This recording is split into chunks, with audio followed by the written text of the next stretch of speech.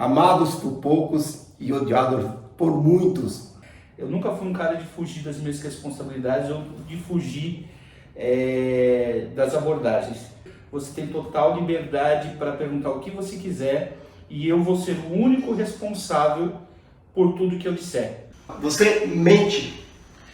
Essa pergunta, muitas pessoas sempre disseram que o Douglas é um tremendo de um mentiroso.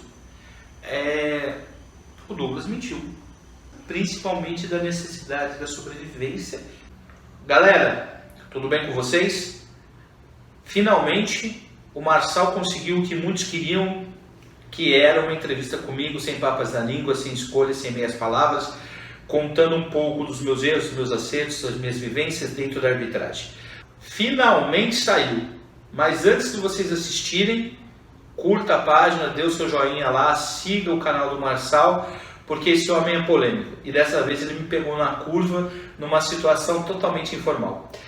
Vai ser um bate-papo bacana, onde vocês vão poder conhecer um pouco do Douglas, os seus erros, os seus acertos, suas vivências esportivas, mas sobretudo algumas versões nunca contadas do que realmente aconteceu e vem acontecendo. É isso aí, galera. Como vocês viram, ele vai contar tudo. Então, não se esqueça o que ele disse. Siga o canal, faça os seus comentários, deixe o seu joinha e acione o sininho para que você seja avisado quando novos vídeos forem postados no canal. Isso é muito importante, que fortalece o canal. Dito isso, vamos ao vídeo.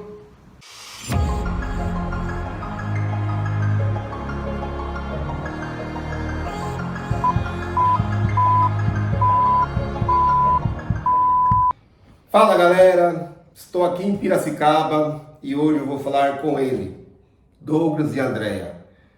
Polêmico aí no meio da arbitragem, árbitro formado, com trabalhos aí relevantes na arbitragem nacional, prestando serviço aí para várias entidades aí do esporte, não só no Brasil, mas como no mundo, inclusive com trabalhos para FIFA, futebol de salão e outras modalidades. Amados por poucos e odiados por muitos. Douglas e Andréia, suas considerações iniciais. Marçal, primeiramente é um prazer te receber aqui em casa. Atualmente estou residindo na cidade de Piracicaba. Há muitos anos você tenta fazer uma entrevista comigo sem papas na língua, que você fala, né? Sem edição, sem a amizade que a gente tem, em forma de esclarecimento e sem que eu fuja das perguntas polêmicas, né? Eu nunca fui um cara de fugir das minhas responsabilidades ou de fugir das abordagens. Então, depois de muita insistência, eu acredito que agora seja o momento e nós estamos aqui para você perguntar, sinta-se à vontade para perguntar sobre tudo. Você é um amigo e independente de qualquer coisa, você tem total liberdade para perguntar o que você quiser e eu vou ser o único responsável por tudo que eu disser, livrando você, livrando o seu blog, livrando o site, livrando todas as suas plataformas que são de abrangência nacional e até árbitros internacionais acompanham. Fique à vontade. Primeiramente, eu queria que você se apresentasse, como que você veio para a arbitragem, como que surgiu a arbitragem na sua vida e depois essa transição que teve para empresas, né, que você trabalhou aí, trabalha até hoje em empresas de arbitragem, prestando serviços nesse meio. Se apresente, como que chegou para você? Vamos lá. O Douglas nunca teve um envolvimento com futebol, nunca joguei futebol, nunca fui atleta de nenhuma modalidade. Ainda na escola, sou natural de Limeira, eu apitava interclasses. Por não gostar de jogar, por não ter o dom de jogar, de praticar, eu tinha uma professora de educação física chamada Vera. E ela sempre falava, o Douglas vai apitar. E comecei apitando a arbitragem de voleibol, e depois a modalidade de futsal. Despertou-se o interesse na Associação dos Engenheiros e Arquitetos de Limeira. Um dia ia lá apitar, eu estava lá, aí todo mundo apita, e lá sempre quando o árbitro errava, falava, troca o árbitro. E aí um dia, o Pereira, que tomava conta, falou assim, ô Douglas, apita. E eu fui na aventura, na coragem, na curiosidade. Primeira falta que eu marquei, o cara, não foi nada, tal, troca. Eu falei, não. Aí o Pereira falou, não vai trocar. E ele disse assim, nem cartão você tem. Cara, eu sou aquariano. Primeira semana eu fui procurar um cartão, não tinha. Peguei uma cartolina, recortei, plastifiquei. Muitos aqui não sabem nem o que é plastificar um documento.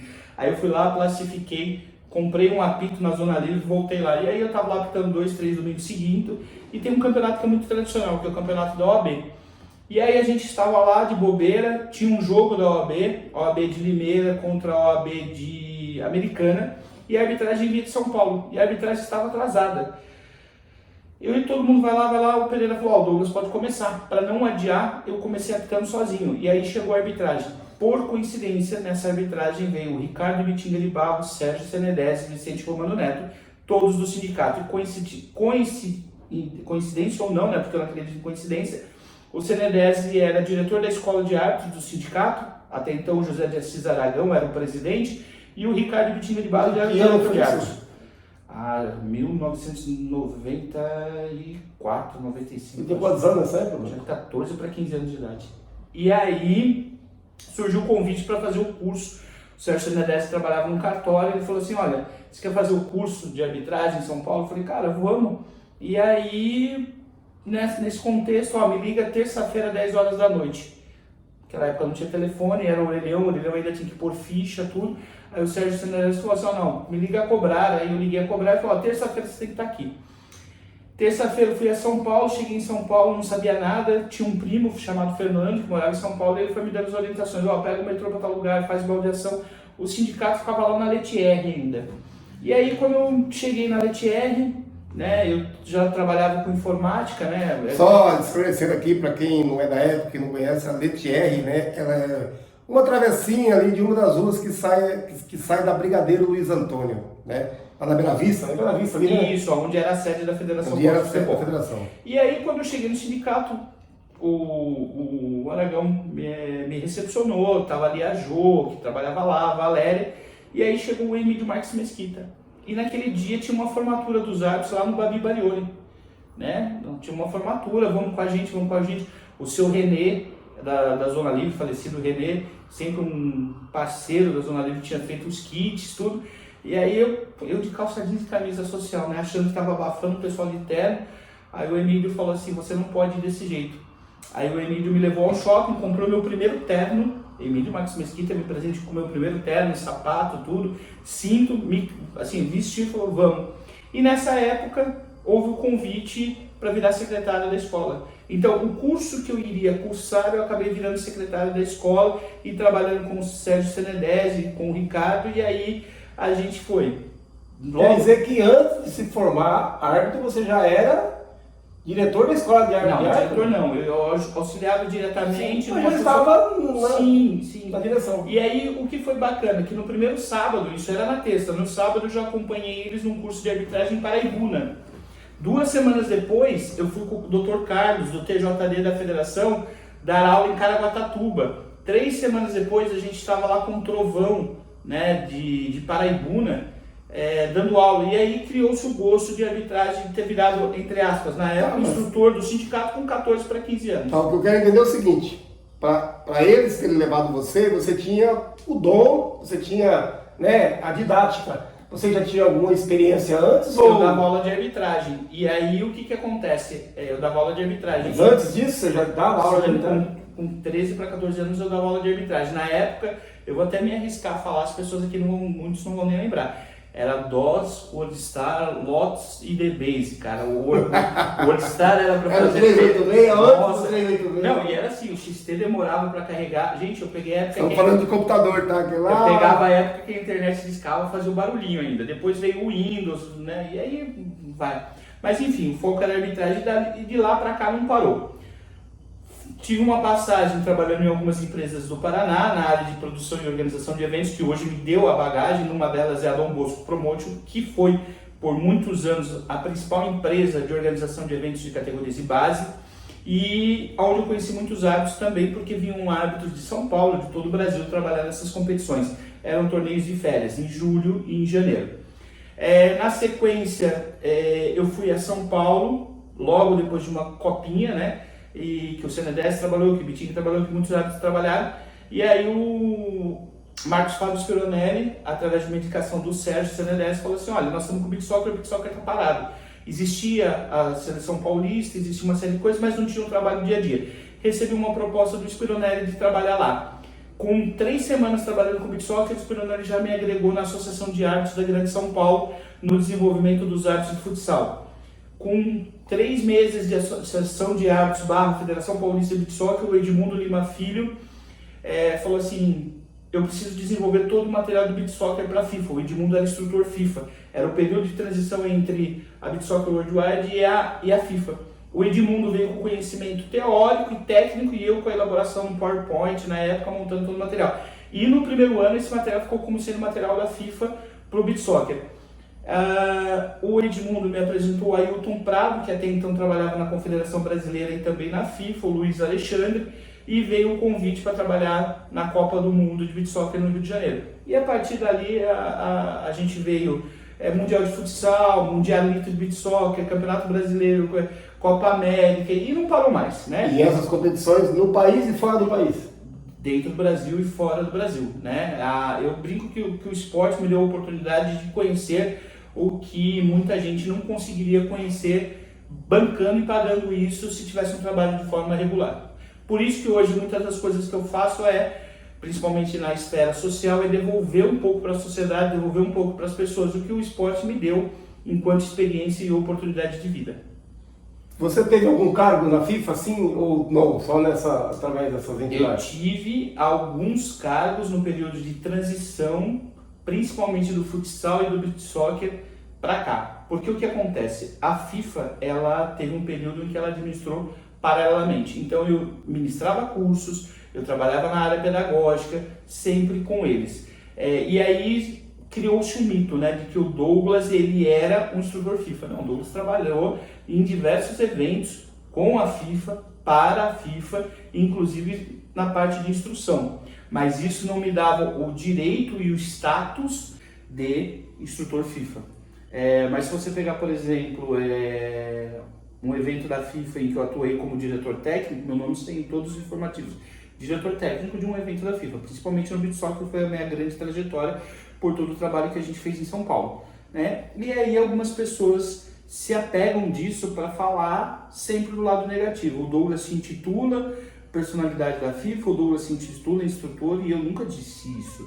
Eu disse que eu sempre trabalhei em eventos internacionais, em eventos da FIFA, e sim, na função de instrução, na função de diretor técnico, porque houve um período principalmente de transição do beach soccer e do futsal para o Brasil. Então, nessas situações. Então, nessa época, você deixou de lado a carreira de árbitro e passou para a parte diretiva e parte de instrução, foi isso? Sim, tudo foi muito rápido. Eu nunca deixei de ser instrutor desde os meus 14 para 15 anos. A instrução está enraizada dentro de mim, você é a prova disso, e é um outro fato que chama polêmica, porque todo ano, os alunos que vão entrar no quadro da Federação Paulista, teve anos que era 70% dos que eram aprovados tinham tido curso comigo no estado, teve ano que chegou a 80%, teve ano que chegou a 93%, e teve um ano, nos anos que eu era secretário da Escola de Árbitros Armando Marques, que era a escola do Sindicato dos Árbitros na gestão de Arthur Alves Júnior, que tinha como diretor o Rony Romanini de Campinas e como coordenador pedagógico o Silvio Roma. Em 5 anos a gente formou mais de 20 mil árbitros no estado, principalmente naquele período de transição da lei da profissionalização dos árbitros. E isso incomoda muita gente. Por quê? Porque eu sempre bati na tecla que a entidade do desporto tem que vir buscar o talento. Os instrutores, o pessoal da Federação Paulista, eles tinham que apoiar as ligas filiadas, porque as ligas filiadas votam no presidente. As ligas, eles têm que sair do ar-condicionado e ver o árbitro no interior. E o curso era só na capital. E assim, eu sempre paguei um preço muito grande pela minha polêmica por não ter trava na língua. Depois de tanto falar, nós começamos a ter curso no interior. Tivemos curso em Araraquara. Depois de tanto falar, nós começamos a ter testes físicos no interior. Depois de tanto falar, nós tivemos cursos femininos. Iniciativas essas que sempre começaram no sindicato, né? E temos cursos mistos. Calma, e a grande novidade agora é a Federação Paulista fazer curso para as ligas, que está acontecendo esse mês e que a aula vai ser agora em Campinas. Mas a federação ainda precisa responder algumas perguntas, isso é claro. Por exemplo, assim, como que eu vou formar um árbitro para amador e não para o profissional? Qual é o critério se é a mesma entidade que vai diplomar? Então algumas coisas precisam ser esclarecidas pela entidade, mas esse não é o foco. O foco agora qual que é? O Douglas sempre teve enraizado a instrução dentro de si. Dentro da área técnica, olha, todo mundo fala, São Paulo tem a era Douglas, foram 10 anos e todo mundo falou assim, a era Douglas chegou ao fim em 5 anos, o que a confederação não fez em 10, o Douglas fez em 2, né? No que? São Paulo não tinha beach soccer, nós formamos seleção paulista, não tinha categorias de base, nós formamos seleção de base, nós tivemos o primeiro jogador do estado de São Paulo a ir para uma seleção brasileira, o Alan Francis, da cidade de Caraguatatuba, nós trouxemos para a cidade, em parceria com o Walter Feldman, na época secretário de esportes, depois foi secretário da CBF, os principais eventos da modalidade. Isso, só cortando, isso claro. Tudo pode ser comprovado, é documental, você não tem assim preocupação de amanhã depois aparecer alguém aí, ou então alguns comentários aqui nesse vídeo, falar que você está mentindo, que você é um charlatão. Comentário nenhum, até porque se alguém falar que o Douglas não desenvolveu o beach soccer, eu só faço uma pergunta, o que teve de beach soccer no estado de São Paulo depois que eu saí? Nada. E que você saiu quando? Eu deixei a Federação Paulista de Beach Soccer no ano de 2011, após grandes eventos. A gente trouxe Mundialito para a represa de Guarapiranga. Quando a gente assumiu, tinha uma quadra de beach soccer na Moca. Nós deixamos a cidade de São Paulo com 11 quadras. A seleção paulista era formada de jogadores que vinham do Rio de Janeiro para defender São Paulo. Quando eu saí, nós tínhamos jogadores que disputavam nossas competições. Nós tínhamos a Taça Cidade de São Paulo no primeiro semestre, nós tínhamos o Campeonato Paulista no segundo semestre.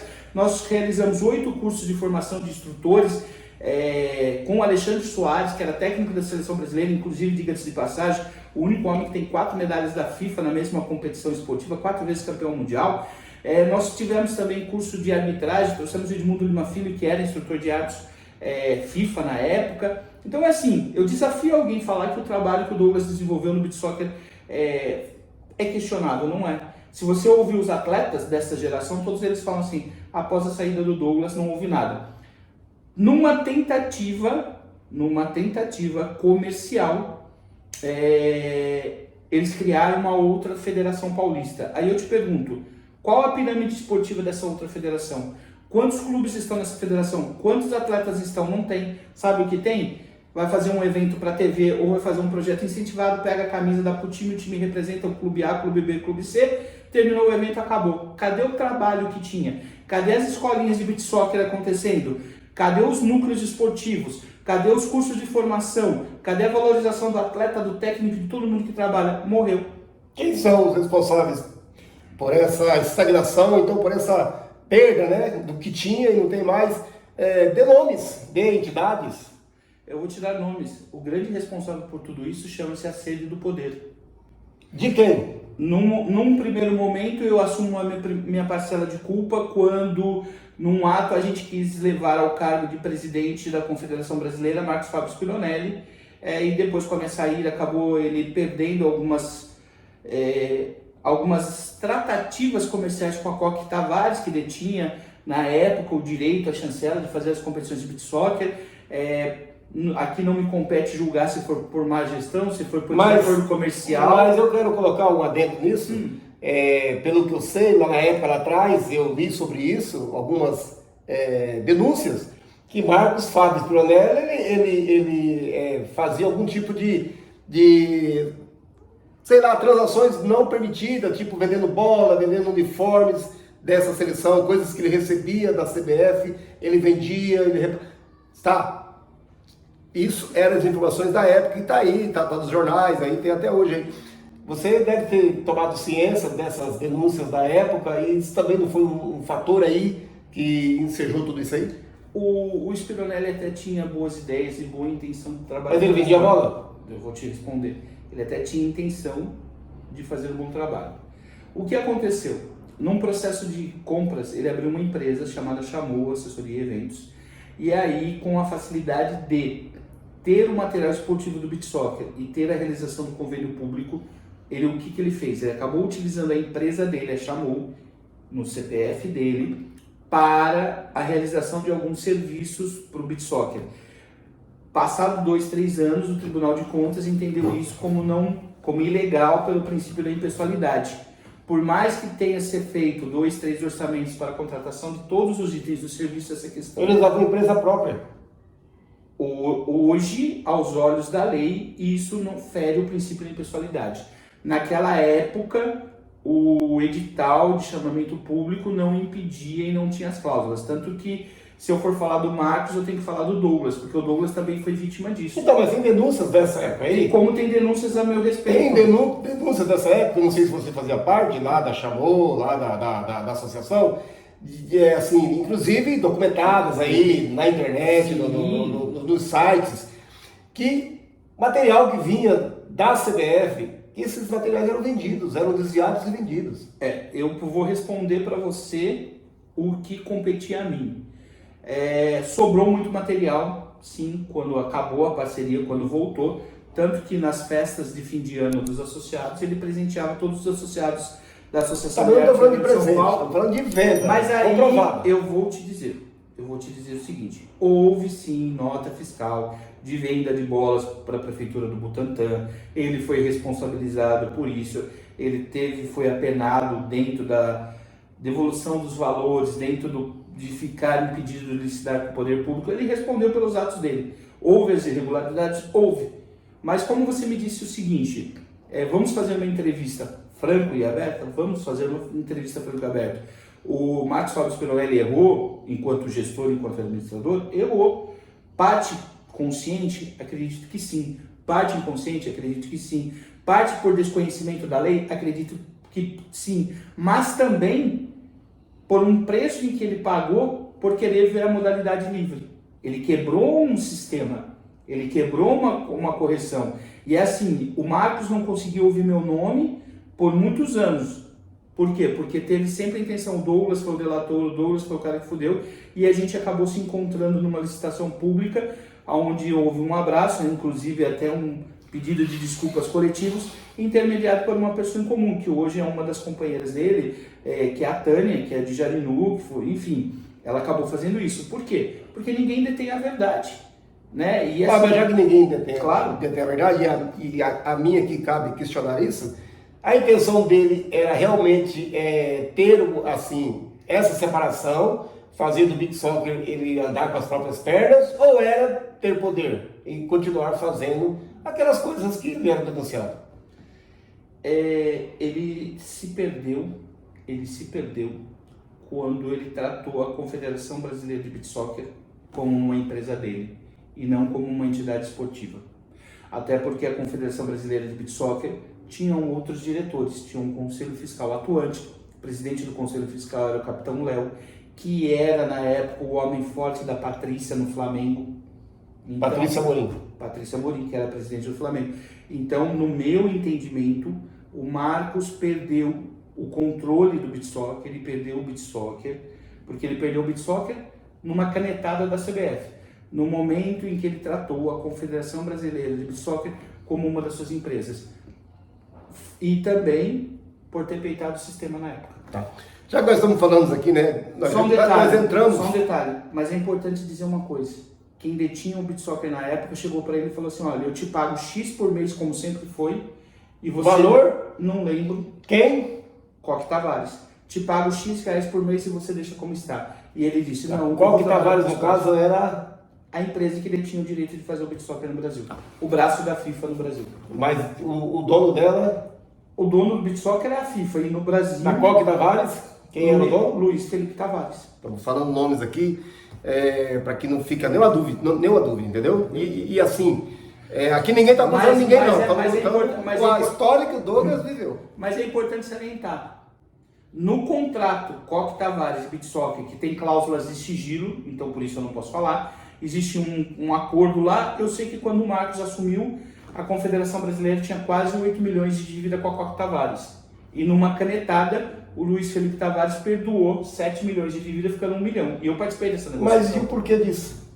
Num projeto... É bonzinho? Não, eu vou te falar as partes do contrato que não tem cláusula.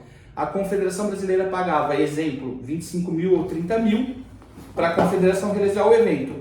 E a Confederação contratava a Coque para produzir tudo. Como que você produz um evento de TV, onde nós temos principalmente a Globo como parceira, com 25 ou 30 mil reais, com cachê de jogadores, com despesas e tudo. Então, na hora de fechar a conta, criou-se uma conta corrente onde a Coque Tavares emprestava dinheiro para a confederação que era dela. A confederação sempre antes do Marcos Fábio Spinelli, sempre foram funcionários da Coque, que administravam.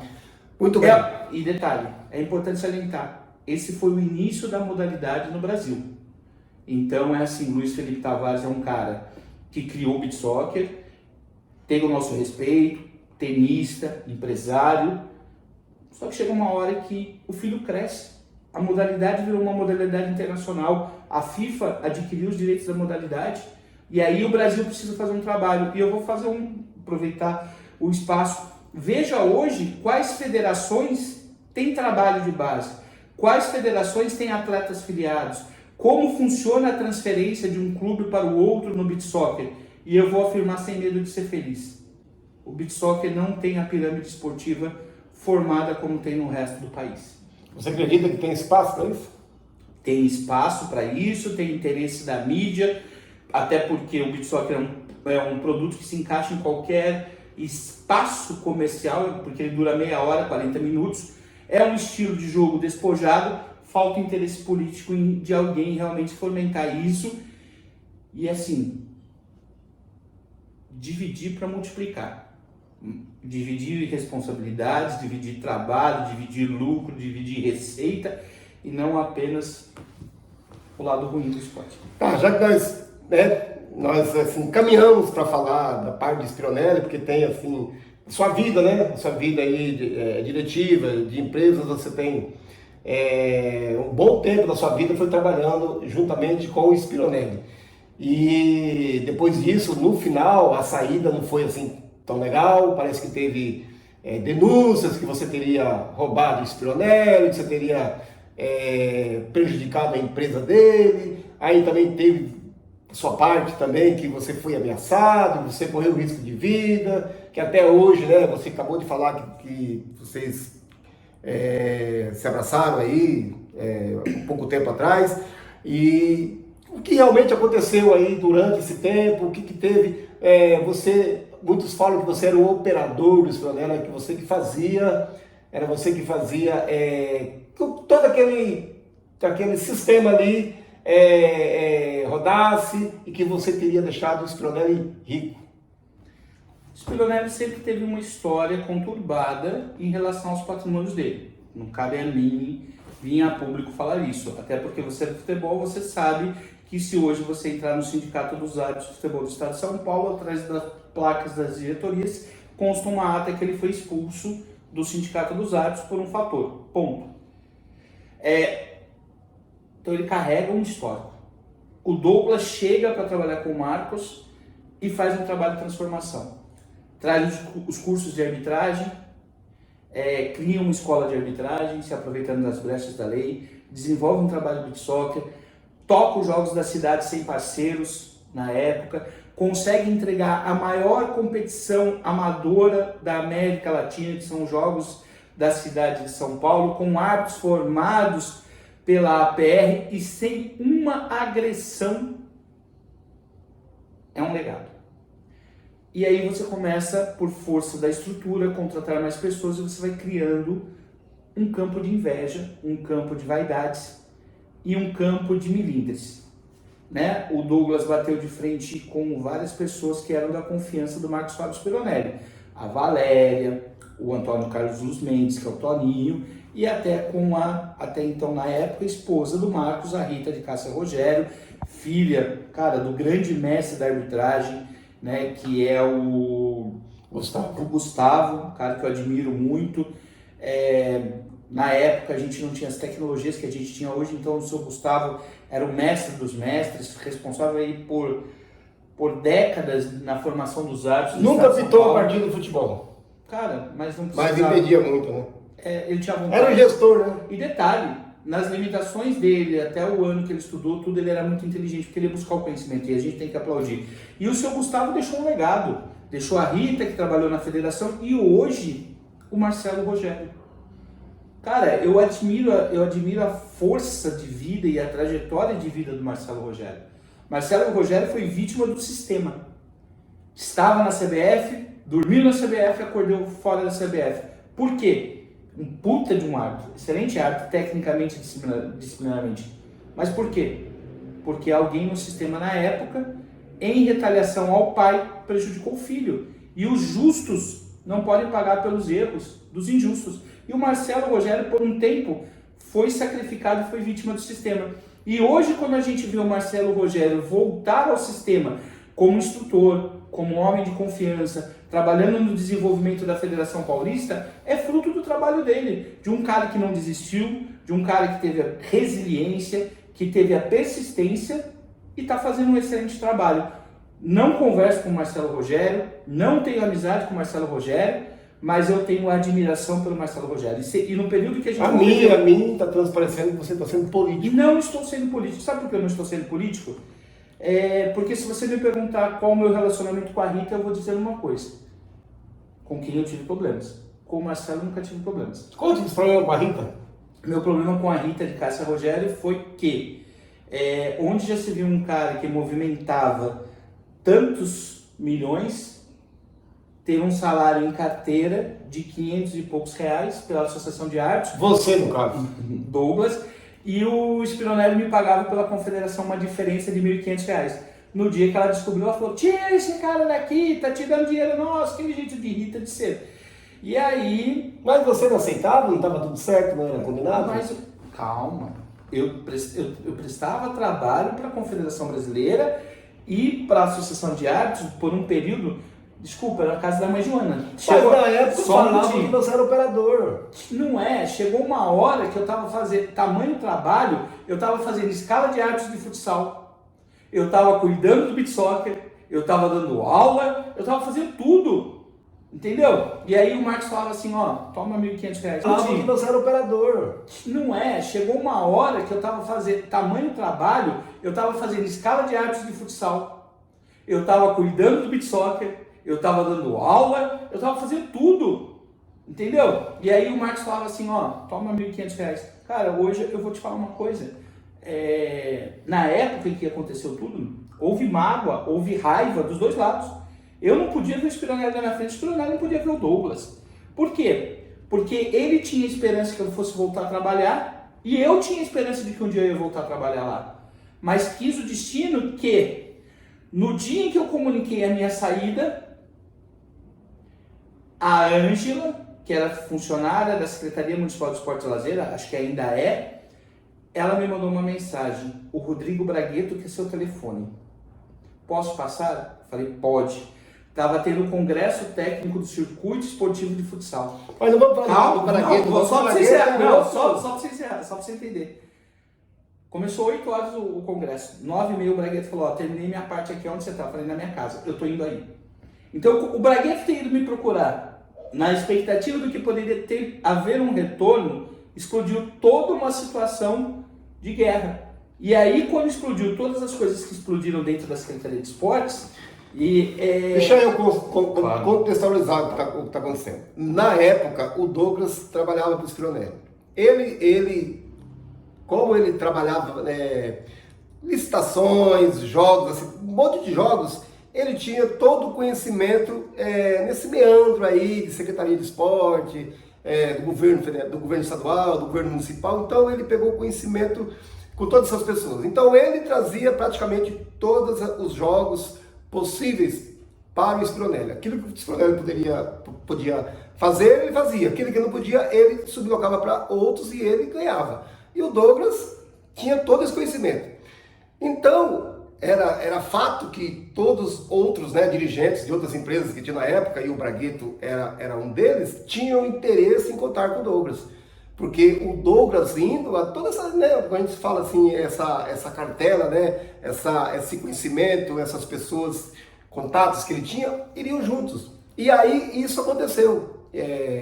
Quando o Douglas, por exemplo, saiu, deixou o Spironelli, deixou a Associação de Árbitros, deixou chamou, você falou, E aí começou a pipocar denúncias contra o Spironelli, ele passou a perder muitos contratos, ser denunciado. E aí houve as denúncias, que era ele que comandava as denúncias, que era você que fazia as denúncias e ele perdia os contratos. Foi quando você foi trabalhar para o Bragueto. Mas fale só dessa parte que você foi acusado, que teve essa cisão, aonde ambos se feriram, e o Spironelli ficou magoado, né? E inclusive você mesmo deu depoimentos na época, né? Teve algumas matérias, você dizendo que você se sentia ameaçado, você entendeu? Inclusive você teve até um episódio onde passou uns motoqueiros, teriam dado uns tiros perto de você, essas coisas aí. E por outro lado, o Spironelli acusava que você tinha roubado ele, que você estava prejudicando a empresa dele. Eu vou te responder uma coisa.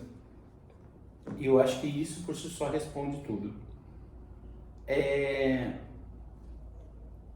Se eu roubei, se eu trapaceei, se eu fiz, porque houve um boletim de ocorrência registrado, não apresentado, a queixa retirada, um processo de investigação e absolvido. O Douglas, quando ameaçado, registrou o boletim de ocorrência e houve a condenação. Eu acho que isso por si só já mata. Que condenação? De danos morais. Você recebeu alguma indenização? A indenização foi doada, consta de um processo, na época com o objetivo de denegrir a minha imagem, foi registrado no boletim de ocorrência de que eu haveria furtado, né, a confederação, e deu no que deu, que não houve nada. E aí eu te falo, sempre tem que ter um bode expiatório. Sempre tem que ter alguém, quando você fazia tudo e você vai trabalhar para o concorrente, você tem que desqualificar a pessoa. Tenho minha parcela de culpa ao entregar o Spironelli e as irregularidades cometidas. Então você fez isso? Pós minha saída? Tenho. Você fez isso então? Eu tomei conhecimento de todas as irregularidades, todas pelo senhor Antônio Carlos dos Mendes, que era o homem de confiança do Spironelli, que cuidava das licitações antes do Douglas e que foi trabalhar para o Bragueto também. Então todo mundo atribuiu ao Douglas uma traição do Toninho, que foi trabalhar para o Bragueto. E o Bragueto trabalhava para o Spironelli no beat soccer. O Bragueto era professor da escolinha da Moca. Então o que aconteceu? Será que é o Douglas que é só o culpado, o bode expiatório de tudo? Não, é porque o Douglas tem uma coisa, a inteligência. E todo mundo achava que a mente brilhante, o plano diabólico, o plano de conspiração, o plano de destruição, saiu da mente do Douglas. E não foi isso. Então você afirma aqui que o Toninho seria então o responsável pelas denúncias contra as empresas de Spironelli. Sim, porque era ele que cuidava de licitações. E ele passou isso para você? Não, ele passou para mim, para o Bragueto. Documentalmente? Documentalmente. Tem algo que prove isso? Teve lá, porque agora já passaram tantos anos. Né? E eu vou te responder mais, Marcelo. Antes da licitação dos Jogos da Cidade, o Toninho estava trabalhando na Apto. Que ano isso? 2013, 2014. Estava trabalhando a Apto é a empresa do Bragueto. Do Bragueto. Toninho recebia salário na Apto. E trabalhava com o Spironelli? E trabalhava com o Spironelli. Uma semana antes da licitação, a Tatiane Bonavita, que também trabalhava com o Spironelli, foi trabalhar com o Bragueto, passou e falou assim: Douglas, o Toninho está aqui na porta da associação com o Spironelli.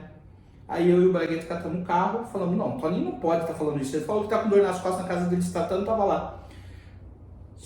Uma semana antes da licitação, a licitação dos Jogos da Cidade aconteceu. Foi a licitação que o Spironelli perdeu os Jogos da Cidade. E aí, quando o Spironelli perdeu a licitação... Só um minutinho. Não, é importante salientar isso. O Toninho, trabalhando com a gente, sentado com a gente, fez os cálculos dos valores, pegou os nossos preços, estava recebendo o salário do Spironelli infiltrado na Apto, traindo a minha confiança e a confiança do Bragueto, que estendeu a mão para ele e trabalhando para o Spironelli. E aí a gente se encontrou na licitação. Mas esse contrato é assim, esse contrato total englobava que valores? Todos os Jogos da Cidade de São Paulo. Na época seriam? Nos valores de hoje? Nos valores de hoje. Uns 700, 800 mil reais. Aí o que aconteceu? A gente estava esperando o Toninho vir defender os interesses da Apto na licitação. Para nosso espanto, o Toninho chega na licitação e se credencia para defender o Spironelli. Isso está em ata pública, é só vocês buscarem no Diário Oficial da cidade de São Paulo, buscar a ata. Ou seja, será que foi o Douglas que foi a mente diabólica? Cara, mas é que assim, para você entender todo o contexto, você precisa entender quem eram as pessoas e o caráter das pessoas. Eu assumo a responsabilidade dos meus depoimentos na controladoria, na corregedoria. Quer soar como denúncia? Pode soar como denúncia. Quer soar como esclarecimento? Pode soar como esclarecimento. Mas eu não armei nenhuma situação de desvio de caráter. de trapaça, como aconteceu. E isso você pode buscar. Olha, me lembro como se fosse hoje, cara. Toninho fechou os preços com a gente, fez os cálculos, fizemos a reunião. Se não fosse a Tatiane Bonavita passar e ver o Toninho, a gente ia chegar lá porque estava tudo pronto para o Toninho nos representar, a gente não ia ter procuração e o Spinonelli ia ganhar, porque a gente não ia poder concorrer. A gente até poderia entregar o envelope, mas como não ia ter credenciamento, a gente não ia poder dar lance. O que aconteceu? Vamos credenciar. O Bragueto se autocredenciou, fizemos tudo e falamos, vamos esperar no dia. Chegamos no dia, quem entrar na sala? Toninho e Spinonelli junto. E aí eles perderam. Tá, entendi. Mas então, ainda nesse assunto, você deixa eu entender que nessa época, né, provavelmente até hoje, tem casadinha, tem as empresas já vão para uma licitação assim, combinada? Quem vence, quem não vence, quem dá um preço, quem não dá um preço? Combinado, não. Casadinha, não. Mas existem conversas. Porque a lei de licitações, ela vem num desenvolvimento e num fechamento, como tudo no país está se fechando. Hoje a gente tem licitações de pregão eletrônico. Uma coisa, quando era todo mundo chegava lá presencialmente, haviam conversas, haviam tratativas, mesmo sendo crime, pela lei, fazer qualquer combinação de licitação pública. Eu vou falar por mim, a gente escuta histórias aqui e lá tal, mas eu nunca fiz, Douglas, nunca fiz nenhum acordo em licitação presencial. Eu já recebi ligações, olha, eu faço um trabalho bacana lá, dá para você garantir o meu pão e não ir participar? Pode citar nomes? Não, até que porque não interessa. Aí eu não fui.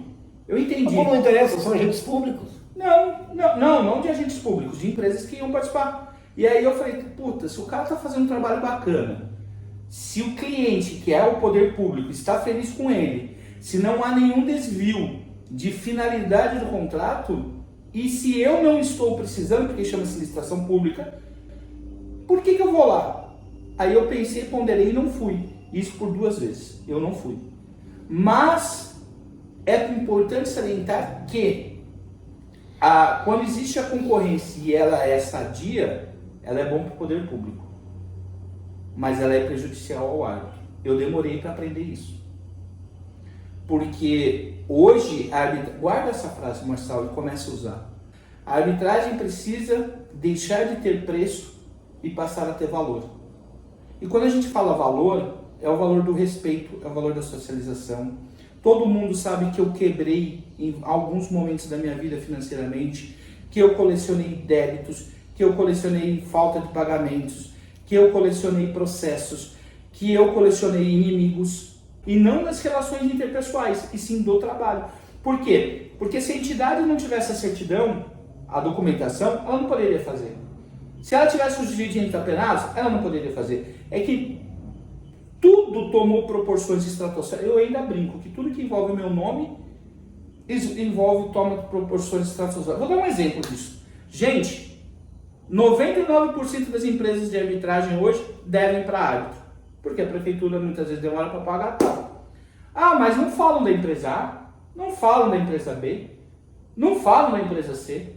Mas quando o Douglas atrasa ou deixa de pagar, nossa, o Douglas tem todos os blogs, tem todas as... Você já está se defendendo, né? Não entramos ainda nessa... Temos um capítulo... Nós temos um capítulo especialmente para isso. Eu estou dizendo... Calma que vai chegar a hora de você falar disso, calma. Vamos encerrar aqui. Vamos encerrar o Spinonelli. Eu só estou dizendo o seguinte... Não, vamos deixar isso para a próxima. Spinonelli. Nesse tempo todo aí, 3 anos e pouco. Você aprendeu com o Spinonelli aprendeu com você, ou vocês dois se completavam? Nós dois nos completávamos. Nós para o bem ou para o mal? Ou para os dois? Juntos. Para os dois. Depende do para jogo o do interesse do mercado. Depende do jogo do interesse do mercado. Beleza. Então agora vamos dar sequência. Aí você... Como foi assim a saída do Spinonelli? Isso aí é importante saber. O que aconteceu? Por que houve essa cisão? Como é que foi que você foi desligado? Você disse que no meio do dia você já foi para árbitro do Bragueto. Mas como é que você foi desligado? Como é que o Spinonelli chegou em você? Como é que você ficou sabendo? Na realidade não houve isso. Na realidade houve. No dia 1º, fiz um e-mail. coincidentemente, dia 1º de abril, dia da mentira. 1º de abril de 2011. 2011. 1º de abril de 2011. Dia da mentira. Dia da mentira, olha que coincidência. Eu fiz... Por que eu não esqueço que é dia da mentira? Porque eu fiz um e-mail para todo mundo do Beat Soccer com uma mensagem: a era Douglas chega ao fim. E aí lá eu relatei todos os feitos que a gente fez em prol da modalidade. E aí todo mundo começava: é mentira do 1º de abril, é mentira do 1º... Mas era verdade. E aí eu me desliguei. Por quê? Porque e aí eu tinha que ficar um mês sem ter o vínculo, porque eu ia assumir uma outra função num outro lugar. Nessa época eu acumulava Confederação Brasileira, Confederação Brasileira de Beach Soccer, Federação Paulista de Beach Soccer, administração de chamamentos públicos, os clubes escola de beach soccer, escala de arbitragem de futsal, acumulava tudo. Mas eram todos cargos vindo Tudo do conglomerado. da empresa do Estrovelo. Tudo do conglomerado de empresa. E aí, chegou uma hora que a gente precisa respirar, que aquilo estava sufocando de tal forma, mas Mas como estava a relação, vocês dois? de boa. O problema foi a Rita. A Rita? O problema foi a Rita. E aí, estava sufocando, chegou uma hora que eu via que eu detinha toda a confiança do Marcos, mas eu era um problema na relação dele com a Rita. E aí, enfim. Você acredita que sendo que ela queria fazer as coisas que você fazia, ter essa importância, cuidar de tudo isso que você fazia? Era isso? Você estava tomando espaço dela? Não. O problema não era Não era acreditava isso? Não, nada disso. Lá dentro todo mundo misturava tudo. Misturava a amizade, misturava o profissionalismo, misturava tudo. Né? E aí a Rita tinha um problema pessoal com o Marcos, fruto de uma situação de Jarinu. Quer saber a verdade mesmo? Fale. Sem ser direto. Seja direto. Marcos Fábio Spironelli era candidato a vereador na cidade de Jarinu. A Rita desceu e falou: cadê o Marcos? Eu falei: está numa reunião na Coque Tavares. E o Marcos com o celular desligado e com o rádio ligado. Isso você só sabe aqui, galera, só aqui. Era o último dia da campanha. E o Marcos estava em Jarinu, fazendo uma campanha política, e ela não queria, e eu acobertei o Marcos nessa situação, onde ele foi com o Walter Ferdinand, foi com todo mundo lá. E aí quando ela voltou, ela falou assim: você mentiu pra mim, você acobertou aquelas situações. E ali foi a gota d'água. Era político, não era mulher, não? Hoje o Marcos vive com a Tânia, que era a moça que trabalhava com ele e que estava ajudando ele Em Jarinu? Em Jarinu. Entendi. Ninguém tá afirmando nada, tá? O Douglas só tá contando os fatos, tá? Você quer saber? Eu acabei entrando numa discussão entre marido e mulher por fazer o que eu achava certo. Com sinceridade, eu gostaria que o Marcos tivesse sido eleito vereador em Jarinu. Você vai perguntar por quê? Porque Jarinu estava jogando beach soccer, Jarinu ia ser mais uma cidade, Jarinu estava disputando o Campeonato Paulista. É essa mente falando assim: vou ganhar mais um polo, vou perpetuar mais o poder, vou aumentar as coisas. E essa candidatura, por exemplo, não estava sendo bancada também pelo dinheiro? Não sei. Não, pelo dinheiro não. Não, imagina. Isso não. Jarinu? Não. Tá, beleza. O Mas Marcos sempre só teve pergunta, o Marcos sempre teve uma boa condição em Jarinu. Ele tinha mercado, tinha padaria, tinha pizzaria, né? Imagina, tem chácara lá. Tá, mas você não disse... Aproveitando a chácara do Marcos, precisa se fazer justiça aqui. O Marcos tem uma chácara em Jarinu, fruto do dinheiro dele, do trabalho dele, aonde o falecido Adair Soares, lembra do Adair? Adair Soares Augusto. O Adair Soares apelidou a chácara de suor do árbitro. Porque a chácara era pequenininha, foi crescendo, e o Adair deu uma plaquinha. Lembra daquelas plaquinhas de MDF que você queimava? Sim. Escrito assim: chácara suor do árbitro, que foi conseguido com muito suor do árbitro.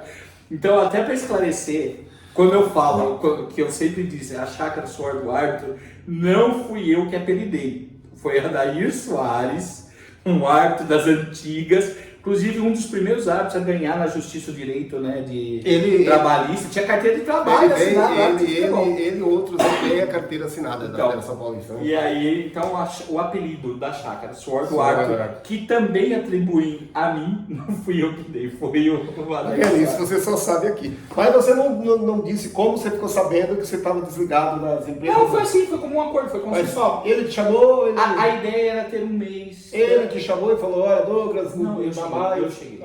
Falei, Marcos, vamos sair? Vamos dar um mês, vamos ver como faz. Até porque não ia ter competição, não ia ter nada naquele mês. Vamos ver como faz? Porque a próxima competição era só em julho. E aí, nesse mês, eu tinha interesse em procurar um desafio maior, que eu tinha uma tratativa de pessoal e eu não queria voltar. Eu não ia voltar. Eu ia assumir uma outra coisa a partir do dia 1º de maio. Mas existia, assim, a chance de talvez voltar. Eis que daí... Você não sabia nada do Bragueta ainda? Não, nada. Eu trabalhei com o Bragueta porque o Bragueta era professor de beat soccer da Moca. Aí eu, nesse e-mail que eu mandei para todo mundo, estava funcionário da SEMI, a Ângela. Aí teve o congresso técnico. Aí a Ângela falou, você está sabendo que o Douglas saiu? Eu falei, eu li o e-mail, mas eu achei que era 1º de abril. Você já tinha algum contato com o Bragueta? O Bragueta foi professor da escolinha de beat soccer da Moca. E ele já tinha empresa nessa época que disputava os... Mas fala aí, mais uma coisa que você só sabe aqui. Pode falar. O quê? Tem mais uma coisa que você só vai saber aqui. Pode falar. Mais uma coisa. Aí, galera, mais uma novidade que você só sabe aqui. Rodrigo Bragueta, enquanto professor do beat soccer, tinha a famosa Casa Azul, que era onde funcionava o polo do beat soccer, do escritório do beat soccer. Bragueta falou, vou abrir uma empresa. E eu queria que o logotipo lembrasse futebol, arbitragem, tudo. E na mesa... Na minha frente, o Bragueta desenhou o símbolo da Apto. O A, que lembra as traves do gol, o P, que lembra o apito, o T, que lembra a bandeirinha de futebol e o O, que lembra a bola de futebol. Até nisso, a gente fez. Bragueta, um dia eu chamei ele e o Tatá, falei assim, eu tenho uma missão para vocês. Vai jogar São Paulo e Rio de Janeiro no desafio em Santos. São Paulo nunca ganhou do Rio de Janeiro. O que vocês precisam pra gente ganhar? O Bragueta falou, não dê risada, hein? R$50 para cada atleta, uma van e 4 dias de concentração. Eles nunca tinham tido isso. Eu falei, vocês vão ter. Os moleques ficaram alojados no Babi Barioni, o Bragueta ficou lá, a gente foi para Santos, hospedamos-se no hotel, e aí a gente brinca, né? Aí o Bragueta falou assim, eu quero mais 2 dias de aclimatização, lá no local da competição para acostumar com a areia. A gente só ia ter o hotel na sexta, no sábado e no domingo. Aí nós fomos, eu conversei com a cidade de Santos, alojamento no ginásio, cheio de pernilongo, comendo macarrão com salsicha 2 dias. Resultado final, São Paulo 8, Rio de Janeiro 5. Só contextualizando, para quem não é de São Paulo, para quem não conhece, o Babi Barioni é um centro esportivo que tem ali na Lapa.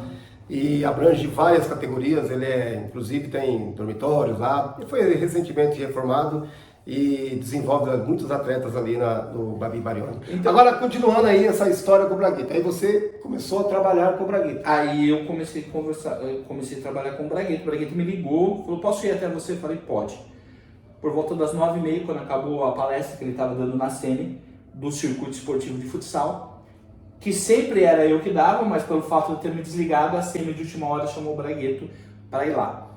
E aí nós fomos almoçar no Ponto Chique, almoçamos, e o Bragueta falou, vem trabalhar comigo. Eu falei, Bragueta, preciso de alguns dias, cara, preciso descansar, acabei de sair. Não, tem muita coisa para fazer. E aí, na quinta-feira, pensei 4 dias, ele estava quieto. Não ia trabalhar com o Bragueta. Aí nesse meio, voz do mal, gente alimentando de fofoca aqui, gente alimentando de intriga ali. Eu comentei com uma pessoa que eu recebi uma proposta para trabalhar com o Bragueta. Foi aonde o Marcos se sentiu traído, porque ele ainda tinha esperança da gente acabar voltando, por mais que tinha ali as situações adversas, por mais que tinha todas as coisas, a gente podia voltar. E eu falei, não, Bragueta, eu vou trabalhar com você. Aí o Bragueta falou, o que você precisa? Eu falei, de um telefone, né, pela empresa. Na época o Nextel era rádio e coisa. O Bragueta me deu em nome da empresa, que ele tinha pego um computador do Bol e falou, desenvolve os projetos. E o Bragueta meio que me desafiou, falou assim, eu quero tudo que você fazia lá, você traga para cá. Eu falei assim, Bragueta, tudo é parte de licitações, vamos ver a documentação da sua empresa. E começamos. Aí o Bragueta tinha uma empresa em ordem regular, mas não tinha emitido nenhuma nota fiscal ainda. A nota fiscal 001 do Bragueta fui eu que emiti, fruto do trabalho. Ele trabalhava com muitas coisas no recibo, não confesso, mas eram coisas pequenas. É inadmissível, por exemplo, que um sindicato de São Paulo, que foi o maior do país, hoje esteja sem representatividade. É inadmissível que hoje as empresas não cumpram requisitos básicos ao árbitro, como um seguro de vida. É inadmissível que hoje a gente tenha árbitros recém-formados da federação que pega ele mais 2 amigos e acha que é uma empresa e fala assim, olha, eu tenho um trio de arbitragem para ir lá apitar para você. Cadê a responsabilidade fiscal? Cadê a responsabilidade trabalhista? Cadê a responsabilidade se acontecer um acidente com qualquer membro dessa equipe ou um caso de violência, porque a violência é enraizada no futebol, é um fator cultural e social que a gente tem. Cadê a responsabilidade disso? Então, é necessário que Ministério Público, as entidades conversem, mas isso a gente pode deixar para uma outra parte da entrevista, apenas para não fugir do foco e encerrar essa parte. O Douglas, ele é um cara extremamente grato a Marcos Fábio Spinonelli, porque eu aprendi... Tá sendo político? Não. Você vai deixar eu falar ou nós vamos... Tá sendo político? Não. O Douglas é uma pessoa extremamente grata a Marcos Fábio Spinonelli por tudo que ele aprendeu na parte de licitações.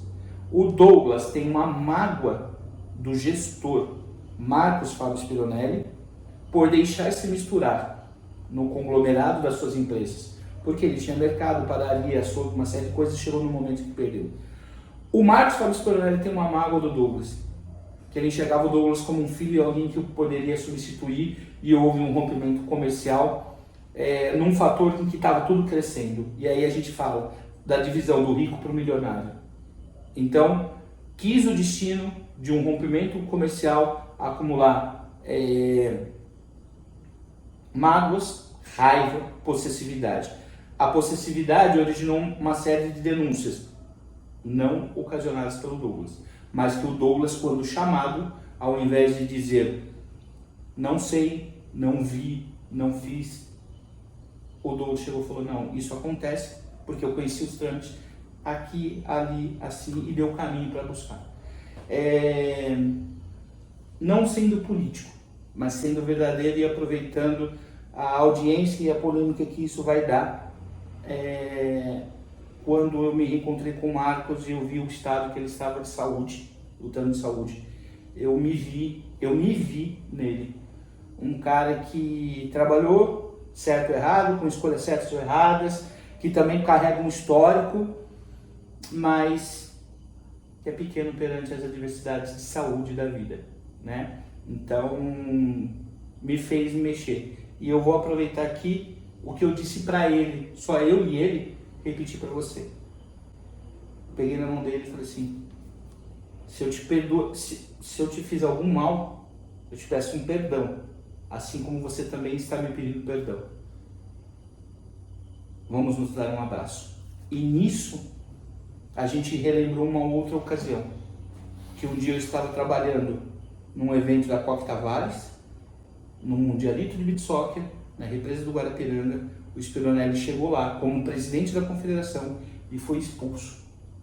A minha condição de diretor de competições, naquele evento eu era diretor de competições. Eu liguei para ele, falei, onde você está? Ele falou, estou fazendo a volta com o carro. Eu falei, para no McDonald's do outro lado da avenida que eu estou indo aí falar com você. Eu atravessei a avenida, contrariando todo mundo do evento, fui lá e falei, você é o presidente da Confederação Brasileira. Você não está lá por uma situação política e o evento é privado. Mas você merece o respeito. Eu, como diretor de competições, estou vindo aqui falar com você e vou tentar reverter isso para amanhã. E eu reverti e no dia seguinte o Marcos entrou. Então eu poderia também ter, naquela oportunidade, agido com os meus interesses, não brigar com o sistema daquele momento, mas ele era o presidente da confederação.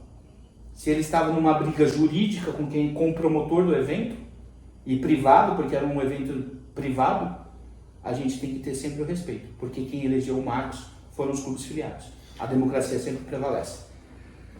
Próxima pergunta. Você traiu esse Spinonelli em alguma situação? Depende do que você acha que é trair. Trair é trair, não tem meio termo. Trair é trair. Você trabalha com a pessoa, vende as coisas para outra pessoa. Eu vou te dizer uma coisa. Quem é o cara que sempre trabalhou? Quem é o cara que estava sempre na beirada do campo? Quem era o cara que estava sempre na beirada das coisas? Mas eu vou te responder. Mas se ele era dono da empresa, você era o empregado. Tudo bem, eu vou te responder. Quem era o cara que estava sempre à frente da iniciativa? Era você. Quando eu fui para a Apto trabalhar com o Rodrigo Bragueto, tudo é licitação. Tudo é licitação pública. Mas quanto você estava com o Spironelli? Em algum momento você chegou a... Eu vou te responder. Eu tinha o Spino, a lealdade nele, e ele é a lealdade de mim. Todo mundo falava que era pai e filho. Mas eu vou te responder. Da mesma forma que eu dei muitos contratos ao Spironelli, quando eu fui trabalhar na Apto, a maioria e os principais contratos saíram do grupo de empresas do Spironelli e vieram para o Bragueto. Por quê? Todos através da licitação pública. Todos através da minha inteligência. Por conhecer e ter aprendido a forma como o homem pensa. Você chegou nesse inteirinho aí, nessa época que você tinha todos poder desses contratos aí, dessas licitações, você chegou a corromper funcionário público para obter essas vantagens? Nunca. Mas eu sempre tive bons amigos em todos os lugares. O fato de você ter uma amizade, o fato de você saber entrar e sair, as pessoas muitas vezes confundem a cordialidade, o respeito, como que você trata o funcionário público, que você trata o árbitro, que você trata os dirigentes. As pessoas falam assim, o Douglas, todo mundo gosta, o Douglas é o queridinho, o Douglas isso. Mas ninguém vê que é o lado do Douglas de se relacionar.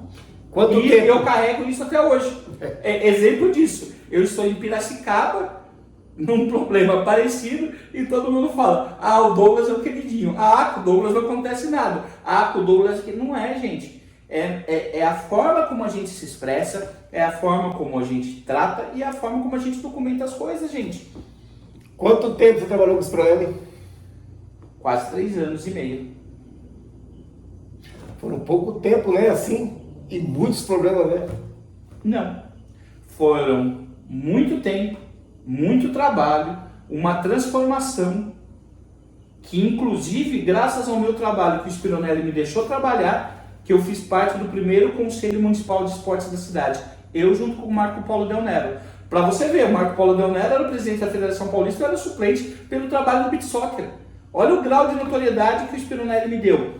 Aí você vai falar, foram 3 anos de muito trabalho. Com a parceria com a Secretaria de Esportes, a gente de sentar, conversar e bater ideias. Naquela época o funcionário público tinha o desafio de fazer e o Spironelli tinha os principais contratos. Cara, saiu um chamamento público, uma novidade na época. Eu me debrucei dias e dias, noites e noites, estudando chamamento público. Você estava falando da parte do Toninho, né? Antônio Carlos Mendes. Antônio Carlos Mendes, da tratativa que ele tinha entre o Bragueto e o Spironelli. Na realidade, o Toninho, entre aspas, foi o grande traidor, né? Ele esteve com a gente até a véspera da licitação dos Jogos da Cidade, estava trabalhando ao mesmo tempo com o Marcos Fábio Spironelli, alegando para a gente que havia sido desligado do quadro, demitido. A gente ia participar da licitação, ele participou com a gente na parte de preços, a procuração para representar a Apto estava no nome dele, e aí no apagar das luzes, vamos assim dizer, ou no amanhecer do amanhã, do dia da licitação, a gente achou melhor fazer um termo, né, o documento de credenciamento, credenciando o próprio Rodrigo Bragueto para estar presente nessa sessão pública. E aí, quando nós chegamos lá, aconteceu o que a gente presenciou quando viu ele na porta da Associação de Árbitros da Grande São Paulo. Ele entrou credenciado pela empresa do Spironelli e disputando contra o Bragueto. Até então ele trabalhava com o Bragueto. Até o dia anterior ele estava conosco, participando inclusive da parte da elaboração, da proposta, dos valores, de tudo. Entendi. Você também disse aí que um dos requisitos, né, para pegar o campeonato, um determinado campeonato, tinha que trazer uma funcionária do Spironelli, que foi contratada pelo... Não, na realidade é o seguinte, o primeiro contrato que a Apto teve foi uma tratativa com o Corinthians, e o Corinthians gostava muito da Tatiane Bonavita, que além de ser uma menina de íntegra, ela era uma menina que ajudava no beach soccer, ajudava no futebol, era representante, estava descontente com a Associação de Árbitros da Grande São Paulo. Inclusive, no dia que você tiver a oportunidade de conversar com ela, fala assim: Tatiane, um dia você vai trabalhar no beach soccer à tarde e a Rita te pagou 1 centavo. O que você fez? E ela vai te contar. Ela juntou 99 centavos em moeda, foi lá e falou: Rita, você lançou no meu recibo 1 centavo e fez o pagamento de R$1 de taxa. Eu estou vindo aqui te devolver os 99 centavos. Então, essas picuinhas da Rita, esses procedimentos irritou ela, e aí, como a gente queria contratar o Corinthians, foi feita a proposta para que a Tatiane Bonavita viesse trabalhar com a gente, e a Tati veio permanecendo trabalhando na Apto, na função de diretora de arbitragem. Então, a Apto montou um corpo onde o Toninho cuidava das licitações, a Tatiane Bonavita na parte de escalas, e eu ficava muito mais numa parte institucional e administrativa. E o Bragueto como coordenador do carro-chefe, né? O Bragueto tinha uma diferença entre o Spiro e todo mundo, né? O Spironelli deixava a gente trabalhar, o Bragueto deixava a gente trabalhar, só que o Bragueto, ele, por ser árbitro, ele ia apitar as competições da firma dele, então ele era o carro-chefe de marketing, né? Então a Apto vendia muito bem isso, apesar de ser teimoso em algumas vezes. Por exemplo, todo mundo sabe que o Corinthians odeia verde. E aí, no torneio de abertura do CIFAC, de um contrato que a gente acabou de firmar, o Bragueto bate no peito e fala: eu vou apitar de verde. Pega aquele verde-limão chamativo, uniforme da Zona Livre, e entra no Parque São Jorge de verde-limão. E aí o diretor vem e fala: Douglas, eu te avisei que eu não quero verde aqui. Aí a gente vai lá, conversa, aí o Bragueto volta e apita de vermelho.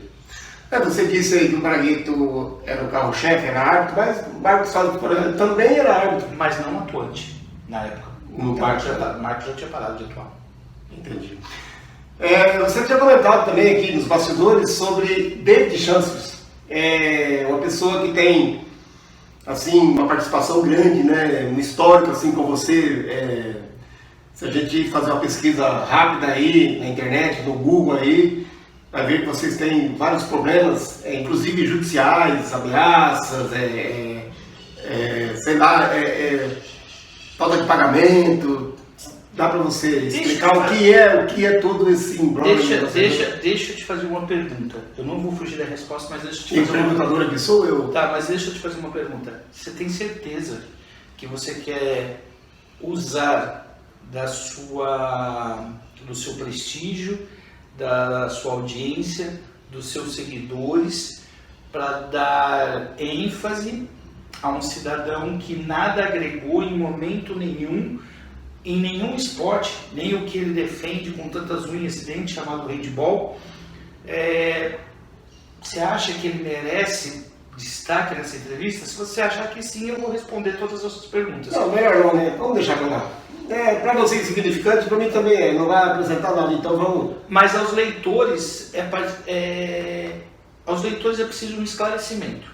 O David trabalhou comigo, eu conheci o David na Associação de Árbitros da Grande São Paulo, quando faltou árbitro numa final, que era uma pessoa que precisava, e aí o filho do professor Francisco Carlos Dada, que era da CM, falou: o único que pode te ajudar talvez seja o David Sanches.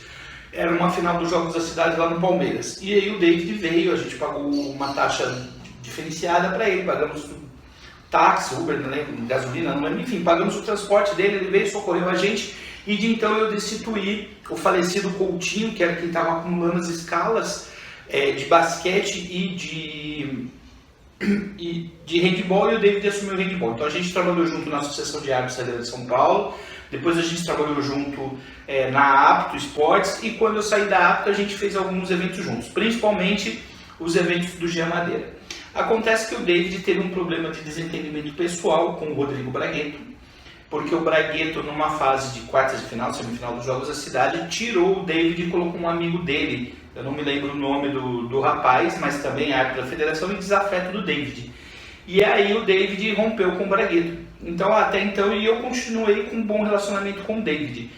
E o David fez algumas denúncias à Secretaria Municipal de Esportes, Lazer e Recreação da cidade de São Paulo, que acabou apenando a árbitro tudo, E aí novamente a frase, né? O Douglas junto com o David, a mente diabólica é do Douglas, o objetivo de ferrar o Bragueto é do Douglas, mas não fui eu que fiz, quem iniciou todo o processo chama-se David Sanches. E aí o David começou a trabalhar comigo, a gente tinha uma amizade bacana, a gente viajava junto, a gente fazia... Eu acho que você está sendo político, não? Não, não estou sendo político, eu vou terminar. E aí o David trabalhou com a gente até... Comigo, com o Edmundo e com eu, Edmundo Gaúcho, e o David fazíamos as coisas do Jean Madeira. Foi quando o Jean Madeira foi eleito secretário do Estado e o David tomou um ponto que o esporte não queria mais o David. E aí nós chamamos o David e falamos assim, olha, a partir de hoje você continua trabalhando com a gente, mas no escritório, não de linha de frente, não no centro. Ele levantou do sofá e falou, a partir de hoje vocês vão conhecer o Davinho.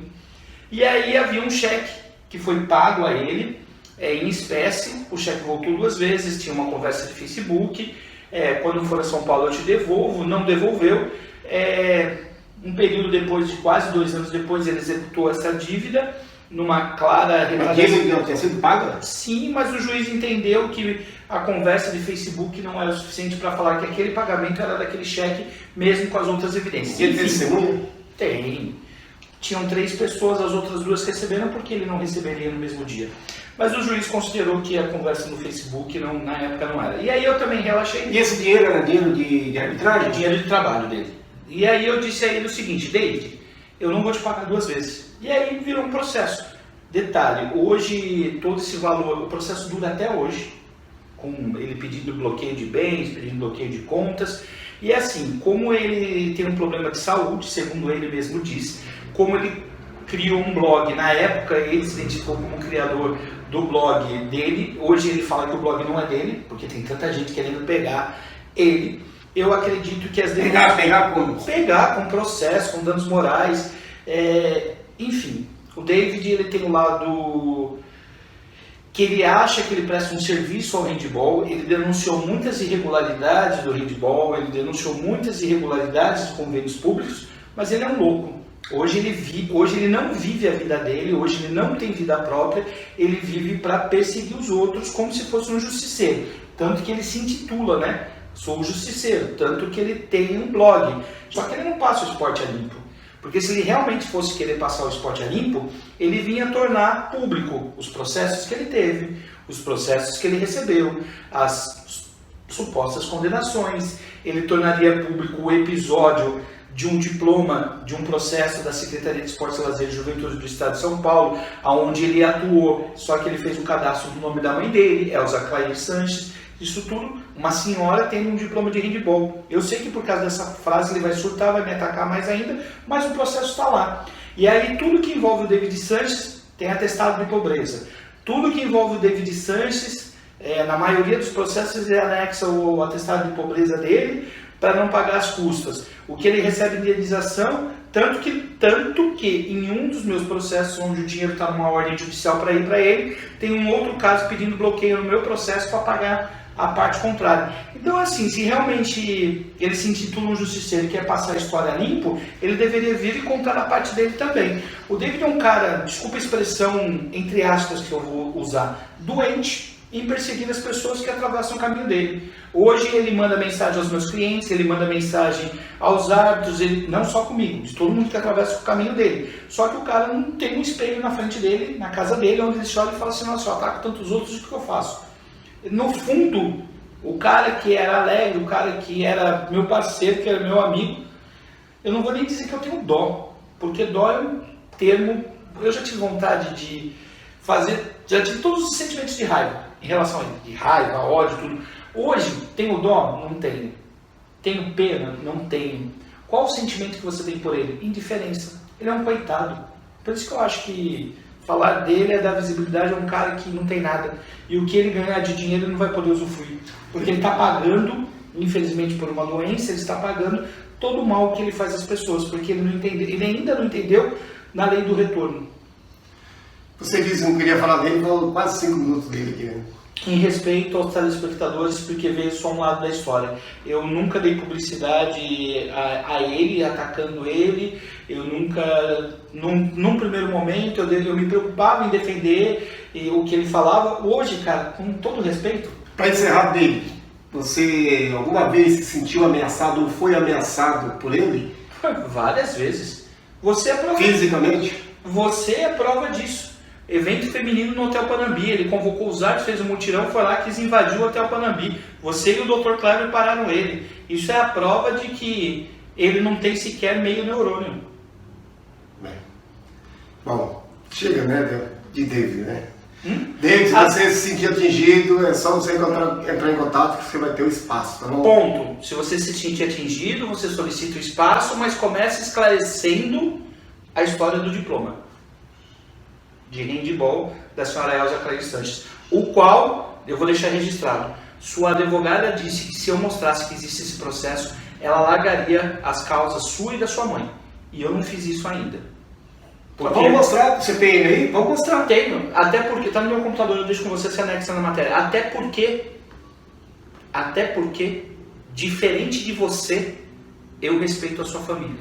E você não respeita a minha. Você fez minha mãe chorar, você fez minha irmã chorar. E eu preservei a tua mãe nesse episódio.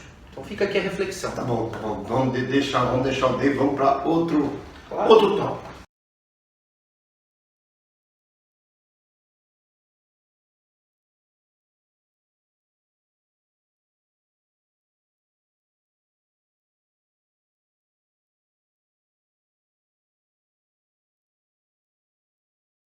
Bem, galera, mas até agora a entrevista aí, né? Douglas está falando aí das coisas que aconteceram aí na sua vida, tá falando aí do que ele gosta de fazer, né? Do como ele se sentiu, né? Até ficou emocionado. E, inclusive, ele chegou a tocar 2 vezes aí durante a entrevista falando de problemas financeiros. E assim, já faz muito tempo que eu recebo denúncias, que eu recebo mensagens reclamando do Douglas por falta de pagamento, que as pessoas usam todos os adjetivos contra ele, sabe? Eu aqui não vou tirar nem a razão das pessoas, né? Porque a gente sabe como é que é a arte do futebol. Às vezes ele apita de manhã para comer à noite e realmente é necessidade de levar o pão para casa, para tratar da família. E aí o Douglas ou qualquer outra entidade, né? Até federações não pagam os árbitros, temos federações aí que o árbitro trabalha 1 ano, vai receber 2, 3, 5 anos depois, né? Temos aí quantas denúncias tem, eu mesmo já fiz. Mas aqui, falando especificamente do Douglas, ele teve muitos problemas. Tem uma lista enorme, sabe? Chegaram aí para a delegacia, fizeram boletim de ocorrência, Douglas respondeu muitos processos. Eu sei que ele fez lá um refis, né? Andou pagando os árbitros. E a minha pergunta aqui para você agora é: como é que está essa situação?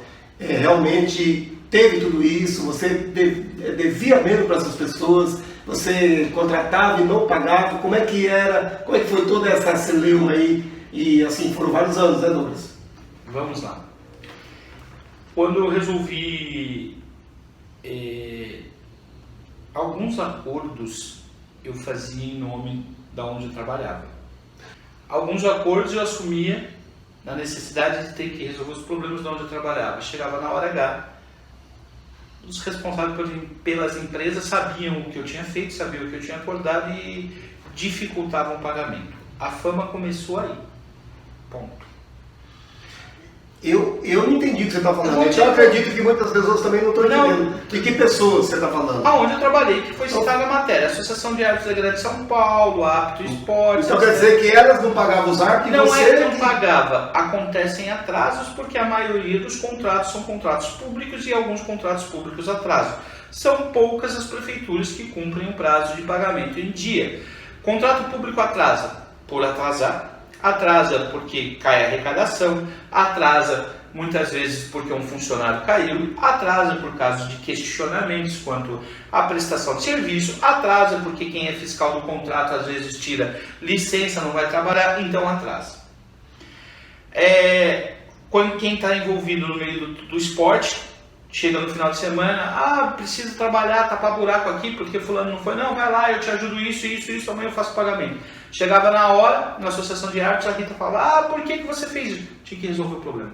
O Douglas sempre foi um cara de resolver o problema, porque resolvendo o problema para pagar depois, evitava eventuais multas e apenações contratuais que sairiam bem mais caro do que se tivesse que ser feito. Então, no primeiro momento, a fama começou assim. Aí quando eu dei um basta, eu falei, vou trabalhar pela minha empresa, eu fiz uma loucura. Eu comecei a trabalhar com a minha empresa, conhecendo o mercado, conhecendo o jeito operacional, mas sem caixa. E aí quando a gente faz, num primeiro momento, eu cheguei para os árbitros e falei assim, olha, vocês vão trabalhar, só que vocês vão receber em 30 dias.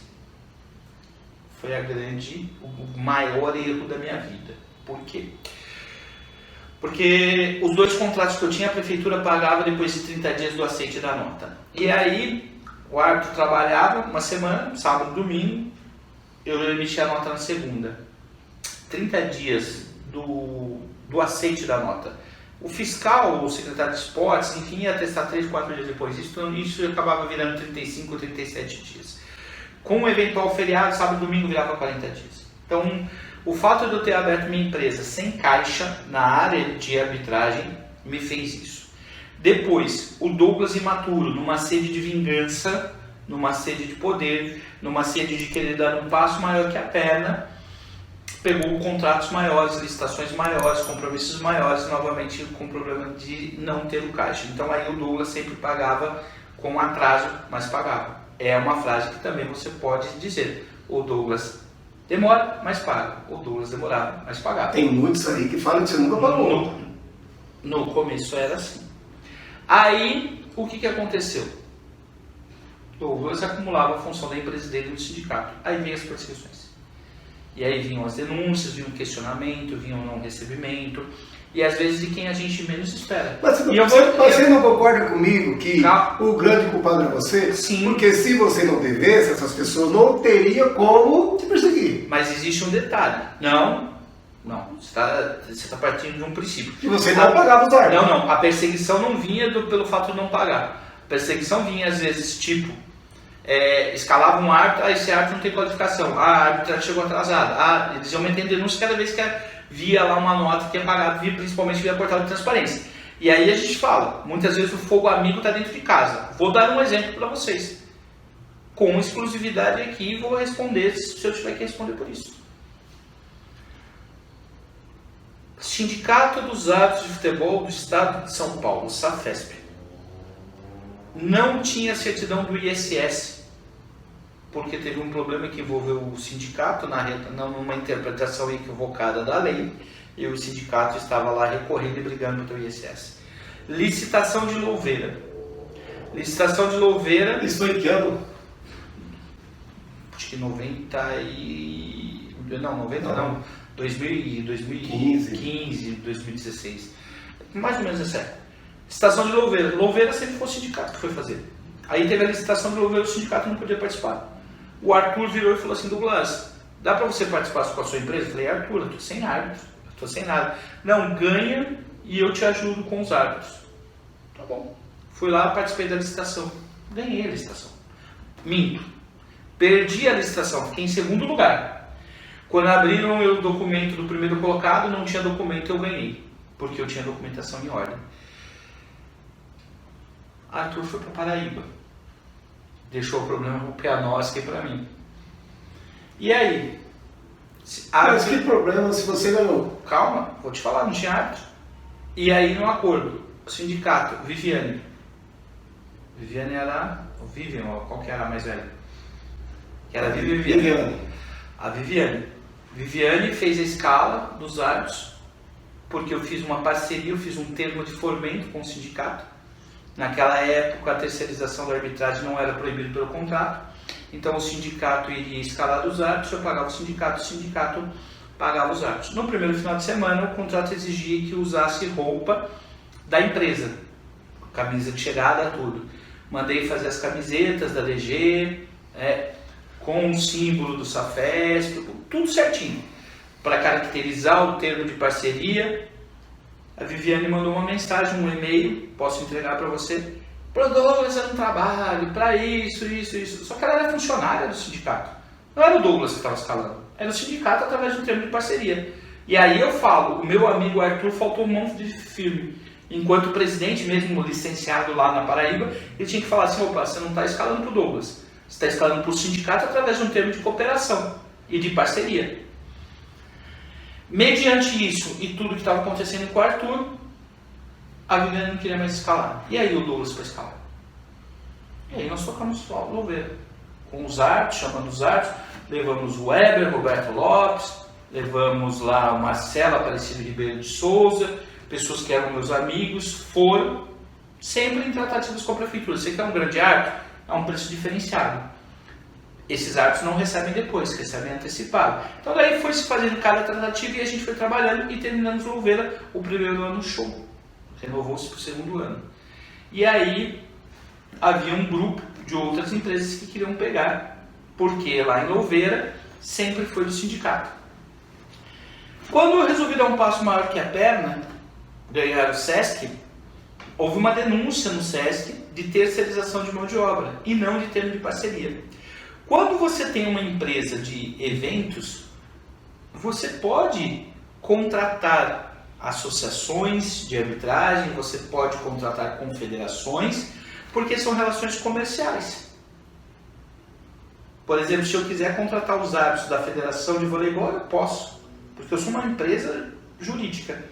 Mas começou-se a haver um questionamento jurídico disso junto ao SESC. Travou-se os recebimentos do SESC. E quem fazia esses questionamentos? Quem perdeu.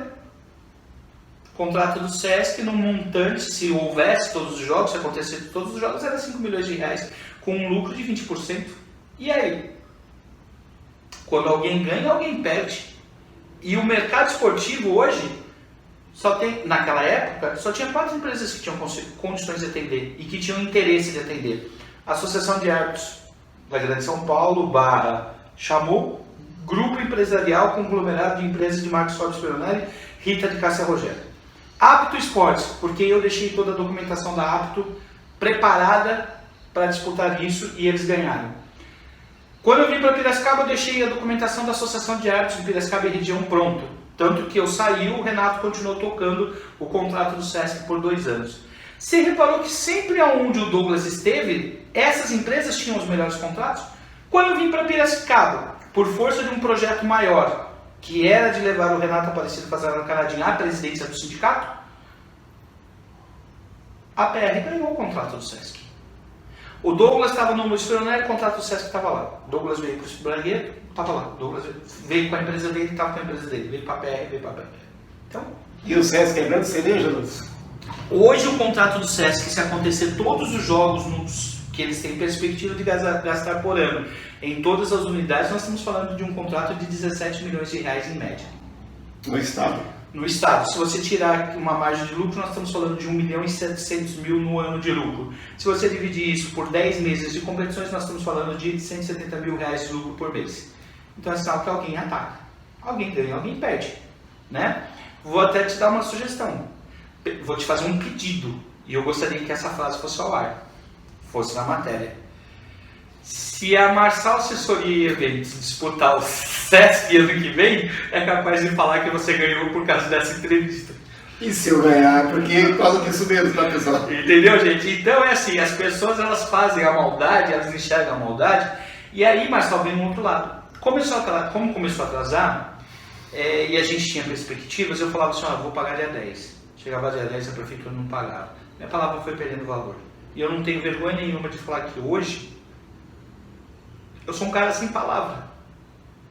Fruto de tudo que eu falei, de tudo que eu enfrentei, minha palavra não tem valor. Mas assim, se alguém falar assim, porra, o Douglas teve desvio de conduta, o Douglas foi desonesto. Não, o Douglas foi um sobrevivente. O Douglas foi um cara que tinha que tirar daqui para remanejar de lá, porque daí você esquece um outro lado.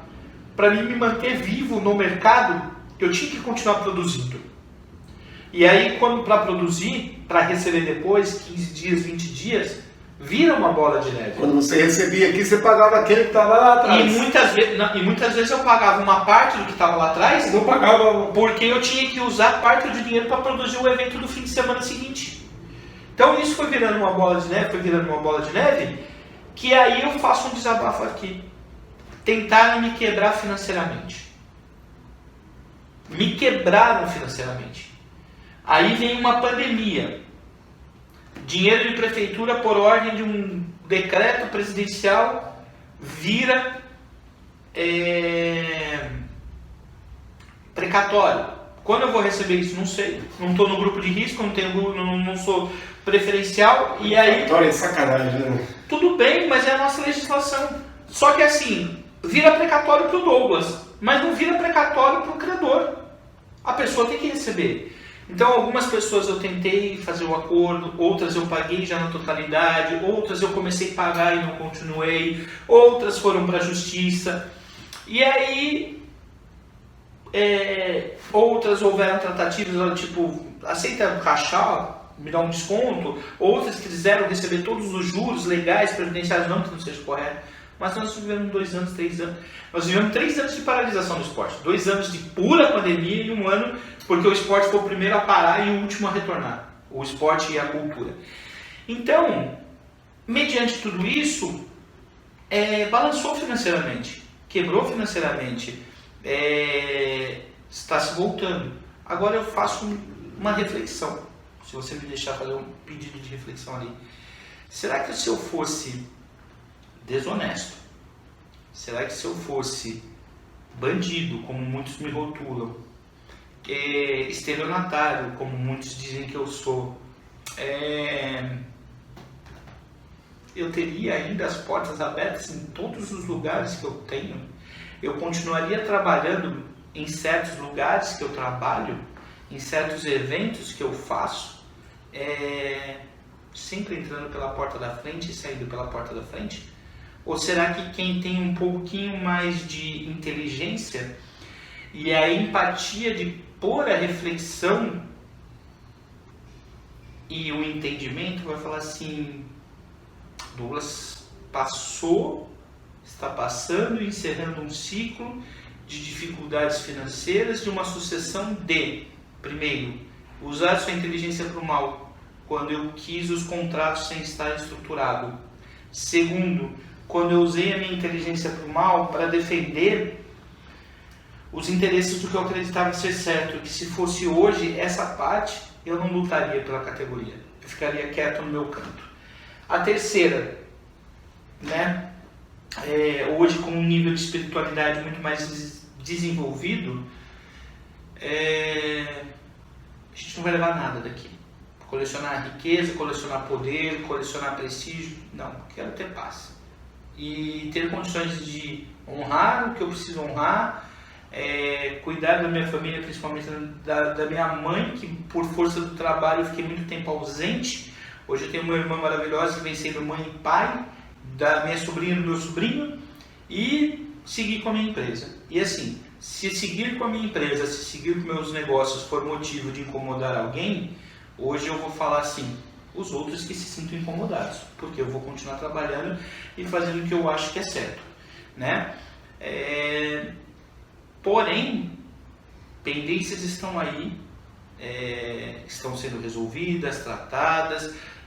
No momento eu evitava atender, no momento eu evitava responder, até porque eu não tinha o que falar ou porque eu não tinha estrutura emocional para enfrentar isso, porque eu nunca tinha enfrentado isso e virou uma bola de neve. É um ciclo de 7 anos de cobrança, um ciclo de 7 anos de dependência, um ciclo de 7 anos de tudo. Mas aí vamos refletir, o que o Douglas fez? O Douglas acabou com 2 esquemas de corrupção em São Paulo. O Douglas integrou o Conselho Municipal de Esportes, o Douglas teve toda a vivência que ele teve, para quê? Então essa experiência é válida. E nesse último ciclo da minha vida, o ciclo é usar da minha experiência, dos meus acertos e dos meus erros para fazer e deixar um legado. E eu vou deixar um legado. E eu vou deixar um legado na arbitragem. Vou deixar um legado na área de gestão de eventos e vou deixar um legado na arbitragem. Se tiver que lutar e enfrentar todos, a gente vai lutar e enfrentar todos. Porque graças a Deus eu tenho saúde e um Deus que hoje me ensinou que quem vive, que a gente vive para servir. E quem não aprender a servir ao próximo não é digno de viver. Então hoje, com muito mais maturidade, eu quero continuar fazendo o que eu sempre fiz. Vou continuar fazendo o que eu sempre fiz, mas de uma forma diferente. Então é assim, essa entrevista é esclarecedora, porque vão falar assim: pô, Douglas, cara, tanta gente pediu para bater um papo comigo assim, você sabe disso. E aqui eu preciso deixar isso claro. Eu sou muito amigo do Fiore. Foi um irmão para mim, é um cara que sempre me ajudou muito, inclusive financeiramente em momentos de dificuldade. E ele já tinha pedido, vamos bater um papo. Queria bater um papo, eu, ele e o Paulinho sobre isso, né? E por força de agenda, por força de momento, eu nunca cedi isso. É que coincidiu de você estar em Piracicaba no curso e falar, vamos gravar? E você ainda brincou, né? Especial de Roberto Carlos, fim de ano. Então, só que isso vai estragar o Natal de muita gente. E não é isso, cara. É assim. Gente, só um esclarecimento, gente. O meu celular, se eu fosse um cara predisposto a dar golpe, a fugir e a evitar, o meu celular é o mesmo há mais de 20 anos. Só foi aumentando o 9, o 4, o 9, mas é o mesmo há mais de 20 anos. Aproveitando também para esclarecer, tá? Tanto é que esse bate-papo, essa conversa, essa entrevista, foi assim mesmo, né? Eu estou indo para o Paraná, estou viajando para o Paraná, vou passar o final de ano com minha mãe, que está doentada, e passei aqui para Piracicaba para resolver umas questões, mas não tenho nenhum equipamento, não trouxe equipamento nenhum para gravar. Então, esse vídeo aqui provavelmente não vai ter assim, a luz adequada, não vai ter o som adequado, mas é o que tem. E eu não podia perder esse momento de ouvir realmente essa pessoa que é tão atacado, assim, que todo mundo taxa exatamente como ele disse aí, né? De salafrário, de picareta, de mal pagador, você entendeu? Só um adendo. As pessoas que falam isso em público, 99,9% me chamam no privê e não falam como se nada tivesse acontecido. Ou assim, o adjetivo assim, pior que chega é estelionatário. Como é que você tá perto desse cara, esse cara é estelionatário? Bom, eu sempre só falo o seguinte, os meus amigos que escolho sou eu. Então, só esclarecendo que, assim, pedindo desculpa, né, para quem está assistindo aí, pelas qualidades do vídeo, mas eu acho que o que importa mais... Só um adendo, que é importante se salientar. Eu não tenho nenhuma condenação criminal, tá, gente? Tá. E aí, peço desculpas pela qualidade do vídeo. Mas eu quero agora fazer aqui uma pergunta para o Douglas, talvez ela vai ser bem dura, né? Mas acho que tem muitas pessoas que gostariam de fazer. Você é um mitômano? O que mitômano?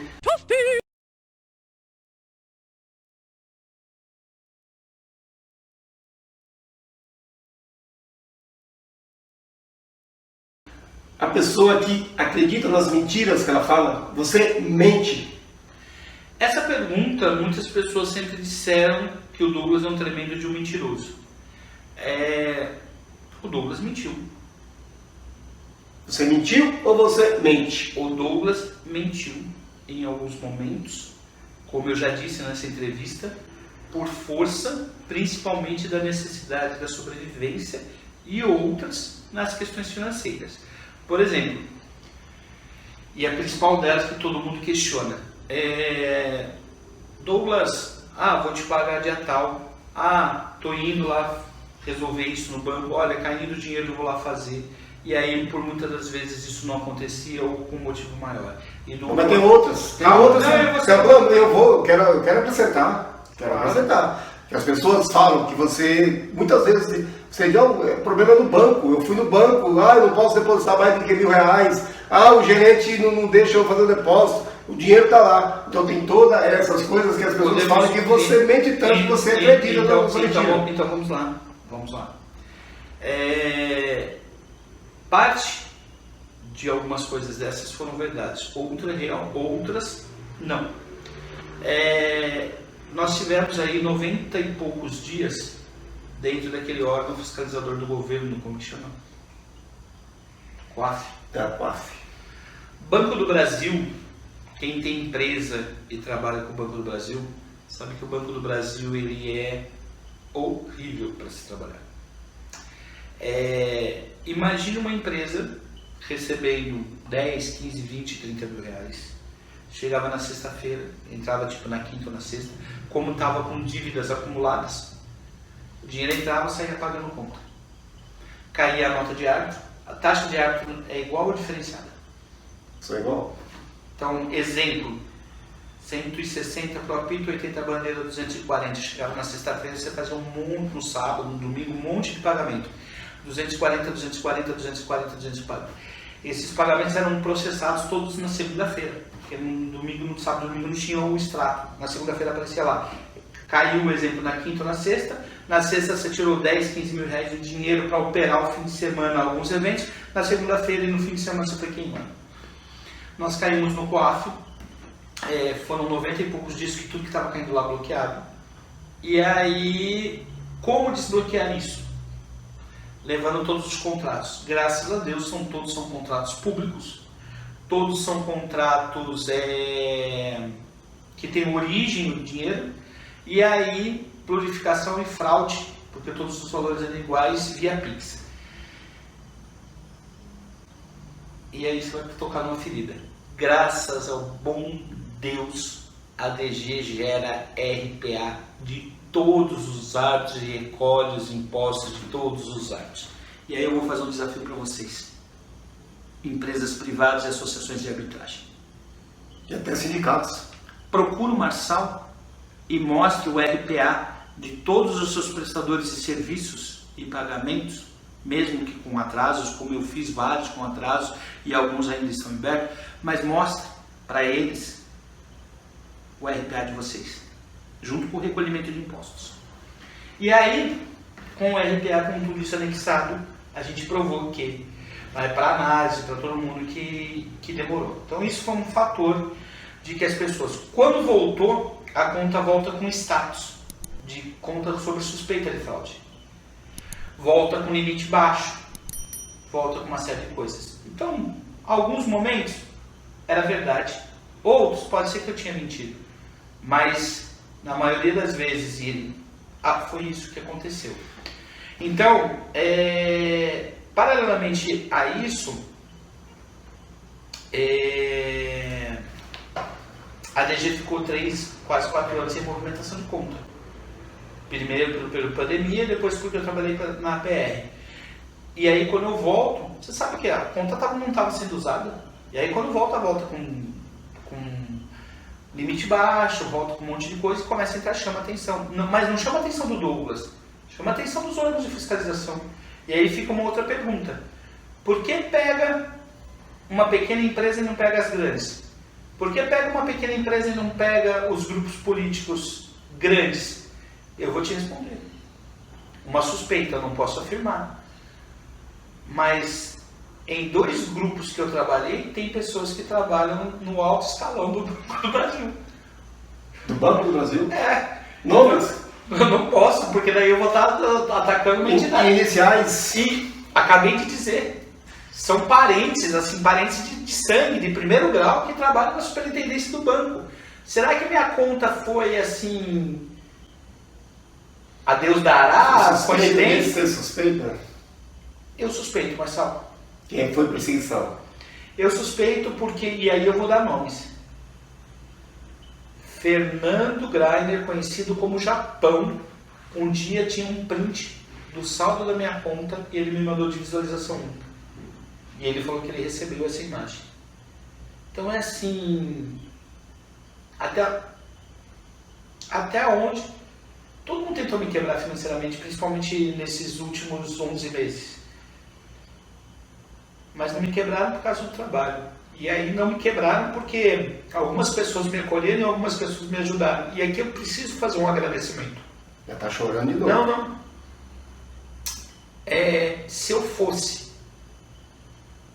mentiroso por compulsividade, se eu fosse estelionatário, se eu fosse bandido, eu não teria inúmeros atos que ficaram 2, 3 meses sem receber, que recebiam os eventos que pagavam à vista, que ainda tem para receber, ainda trabalhando do meu lado. Pessoas que muitas vezes a gente sabe que o dinheiro faz falta, mas estão comigo por quê? Porque acompanharam, porque foram. Você conheceu 2 segunda-feira. E aí é o outro lado. Por que vocês ainda estão com o Douglas? Por que vocês dão força do Douglas? É muito fácil de responder. Estão comigo porque conhecem a verdade. Ao invés de só atacar, conhecem a verdade. E é muito mais fácil você atacar, você falar a verdade. Só que aí eu te pergunto, as pessoas que recebem do Douglas e que falaram que o Douglas não pagava, quando recebem, não liga. falando assim, ó, recebi do Douglas, ó, fiz isso. Bom, realmente E aí fica. Então, Marcelo, o histórico faz parte, eu sou ciente disso. O trabalho pela mudança está acontecendo continuo à sua disposição aí, se você quiser perguntar mais alguma coisa. Você, como você disse, você deve para as pessoas. Você tem noção, você tem um controle dessas pessoas, todas as pessoas para quem você deve, você já tem um compromisso, você tem algum tipo de acordo com essas pessoas, ou por exemplo, tem pessoas para quem você deve e você não sabe. E aqui, já antes de ele responder, eu já vou falar, tá? Você aí que é credor do Douglas, que por algum acaso não recebeu, e assim, que se ele estiver também falando alguma coisa que você não concorda, você pode enviar para mim, pode mandar para mim, só você, né, não ser anônimo, né, mandar a documentação, jogo que você fez, o que você tem para receber, que quando eu fizer o fechamento desse vídeo, eu vou falar nomes, eu vou mostrar nomes para bater, né, com as informações que o Douglas está dando aqui agora. Marcelo, Só acrescentando, tá? Já que eu disse dessa lista, também vou acrescentar o seguinte: você se compromete a essas pessoas, quem realmente tem algum crédito com você, que for comprovado, você se compromete a negociar com essas pessoas e a pagar todas essas pessoas? Claro, eu acho que assim, desde que haja negociação, que não seja uma coisa tipo com um revólver na cabeça. Não, claro que não. Até porque existem locais, a força de revólver na cabeça é força de expressão de querer receber tudo de uma vez. Como a gente disse, a gente está no processo de reestruturação, de renegociação, de tudo. Aconteceu muito, Marçal, de a gente passar, tipo, para fulano, escala um trio para mim, fulano receber e não pagar pessoas. Então, se for nesse sentido, eu posso falar, olha, eu paguei a pessoa. Sim, e tal pessoa não recebeu. recebeu. E é o devedor. Não, o devedor é o Douglas. O devedor é o Douglas. Como aconteceu, vou te dar um exemplo. Há 3 semanas atrás, eu paguei um cara para me escalar um trio de arbitragem numa determinada cidade. Ontem eu recebi uma ligação de um dos árbitros desse trio falando assim, você pagou fulano? Eu falei, segue o comprovante. Eu mandei o comprovante para ele. Aí ele falou assim, ok, Douglas, então eu vou cobrar dele. Mas a dívida é minha, o contrato é meu. Não, mas você pagou a pessoa, ele tem que pagar. Mas aos olhos da lei, sim. a dívida é minha. Então pode ser que às vezes apareçam situações nesse sentido. Segundo, existem algumas pendências que ainda dependem de decisões judiciais. Por exemplo, a situação do SESC depende muito de decisões judiciais. Se eu tiver que hoje chegar e falar assim, olha, não dá, vamos negociar. Existem outras situações, mas existem algumas que eu sou ciente e está lá em cima. O que eu tenho de recente, de aberto, de tratativa, está lá em cima. O que acontece muito, Marçal, as pessoas não quererem resolver. Quero confronto. Não. Isso é importante ficar registrado. Tem árbitros que falam, você me deve, eu não quero receber. Eu quero sempre ter o direito de falar que você me deve. Por quê? Porque tudo que envolve o nome do Douglas toma situações estratosféricas. Toma grandes proporções. Né?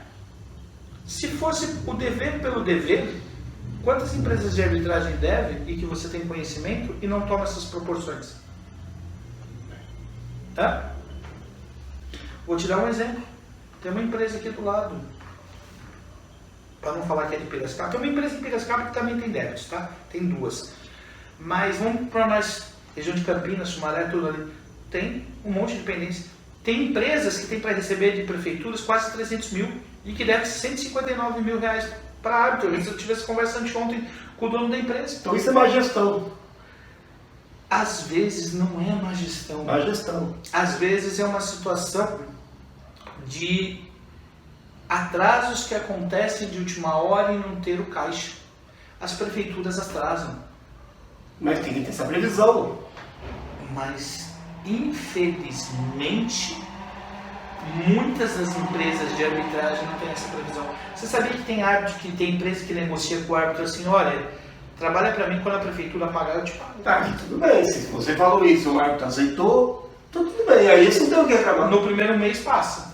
No segundo mês você tá como? Você tá como? Bem, galera, chegamos aí ao ponto final, já tá de noite aqui, a luz, como eu disse, ela não é boa, então já tá ficando pior ainda. Então vamos encerrar. agradecendo o Douglas por nos receber, por falar aí por mais de 1 hora, assuntos polêmicos, de ouvir, né? Pegamos até pesado às vezes, falando as coisas que eu tenho certeza que ninguém gostaria de ouvir, mas ele foi o tempo todo aí solícito, respondeu todos, não deixou nenhuma pergunta sem responder. Então ele está aí, se prontificou a resolver esse problema. Quem tiver pode procurar ele, pode me procurar, e para o Douglas encerrar esse ciclo, essa coisa aí que passou na vida dele, para que ele siga em frente, né? Como ele disse, quem nunca errou na vida, né? Então aqui, Douglas, suas considerações finais, o que você quer falar aí, e obrigado, tá? Obrigado pela entrevista, obrigado por ter me recebido. Pessoal, dependendo de como essa entrevista for assistida e com o sentimento que você tiver dentro do teu coração, você vai ter uma leitura e um entendimento dela, de acordo com o seu estado de espírito. O que eu disse nada mais é do que a narrativa dos meus erros, dos meus acertos e das minhas vivências. Eu abro e finalizo ela citando algumas pessoas nominalmente, as que eu citei na entrevista, e outras num contexto geral. E aí eu peço a todos que eu citei na entrevista um pedido de perdão se em algum momento eu ofendi vocês de forma consciente ou inconsciente, no período que nós trabalhamos juntos, no período pós-ciclo de trabalho, ou até mesmo nessa entrevista. Porque o objetivo não é atacar, difamar, inflamar ou tocar nas feridas. Foi tentar mostrar um pouco de que eu como ser humano fui falho, assim como vocês também foram falhos em alguns momentos, e que não é os pormenores de ficar apontando. Então, hoje eu torço pela saúde, eu torço pela sequência de todas as pessoas que cruzaram o meu caminho, né? Recentemente teve um encontro com o Marcos em Rio das Pedras, recentemente teve um encontro com o Bragueto, houve um encontro com o David no meu prédio promovido pela doutora Gislaine Nunes, o qual ele não quis um acordo, porque ele não quer resolver o problema dele, ele quer realmente seguir numa linha de sem luz, sem entendimento, sem solução, mas o valor dele já está indo numa conta em juízo, aguardando o juiz ou transferir para ele, e aí vai ter parte de um bloqueio da conta, enfim. Aos demais árbitros que trabalharam comigo, e se tiver alguma situação em aberta, o meu celular é o mesmo, pode contactar pelo WhatsApp, pode encaminhar por e-mail, para o e-mail da DG assessoria e eventos@outlook.com, pode encaminhar para o Marçal, apitonacional@gmail.com, e assim, dentro das reais possibilidades e de uma forma em que dê para ser acertado, vai ser acertado. Claro que se realmente ponderar, porque é aquilo que eu disse, muitas coisas a gente tem, muitas coisas vão chegando e muitas coisas a gente não sabe. No contexto geral, Marçal, obrigado por ter dado esse espaço de falar do trabalho, do legado que eu deixei.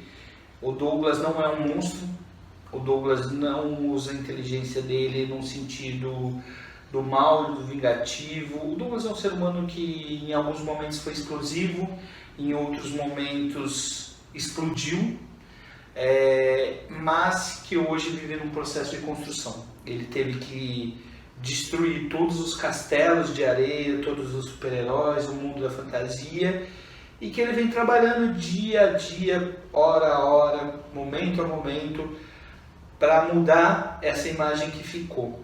Parte pelas escolhas e pelo que ele fez. Parte pelas proporções estratosféricas de sempre ter posicionamento. E eu nunca fui um cara de ficar em cima do muro. Eu sempre fui um cara de ter posicionamento e pagar o preço por isso. Talvez se eu tivesse sido mais político e omisso em alguns posicionamentos, hoje eu continuaria sendo o amigo da galera. Só que assim, a maior mágoa que fica é de pessoas que no particular te idolatram, no público te atacam, para se preservar. Então isso eu estou falando dos hábitos, tá, gente? E assim, ficou muito visível só uma passagem rápida e breve. Na última pré-temporada dos árbitros, eu estive lá na última pré-temporada dos árbitros, né? O Patrício nos recebeu, o Marcelo de Lima estava lá, pós uma final de Limeira, e aí todo mundo olhando. O Douglas na pré-temporada dos árbitros da federação. Muitos dos árbitros ali tinham tido aula comigo. E aí rolou um intervalo. Ninguém veio me cumprimentar. Aí a Silvia Regina veio, me deu um abraço. O Tonhão veio, me deu um abraço. O Ednilson Corona veio, me deu um abraço. Aí o Tonhão falou, vamos ali sentar tomar um café. Aí tava lá Renato de Carlos, tava lá todo o pessoal. E aí tinha uma mesa assim, para os instrutores, e as mesas dos alunos, como sempre é pré-temporada. E eu muito quieto no meu canto, os instrutores, vem cá, vem cá, vem cá. E o Patrício me chamou e eu sentei na ponta do Patrício. Quando eu sentei na mesa com os instrutores e com o Patrício, por incrível que pareça, todos foram lá te cumprimentar. todos os alunos vieram me Mas é uma cumprimentar. travada mesmo, vou te falar. Você tem um futuro maravilhoso, assim. Viu? E aí, é assim, só que eu preciso fazer um adendo. O único árbitro que me cumprimentou em público, veio, me deu um abraço antes de eu sentar à mesa, foi o Cleiton Dutra, de Presidente Prudente. Parabéns, Cleiton. Parabéns, Cleiton.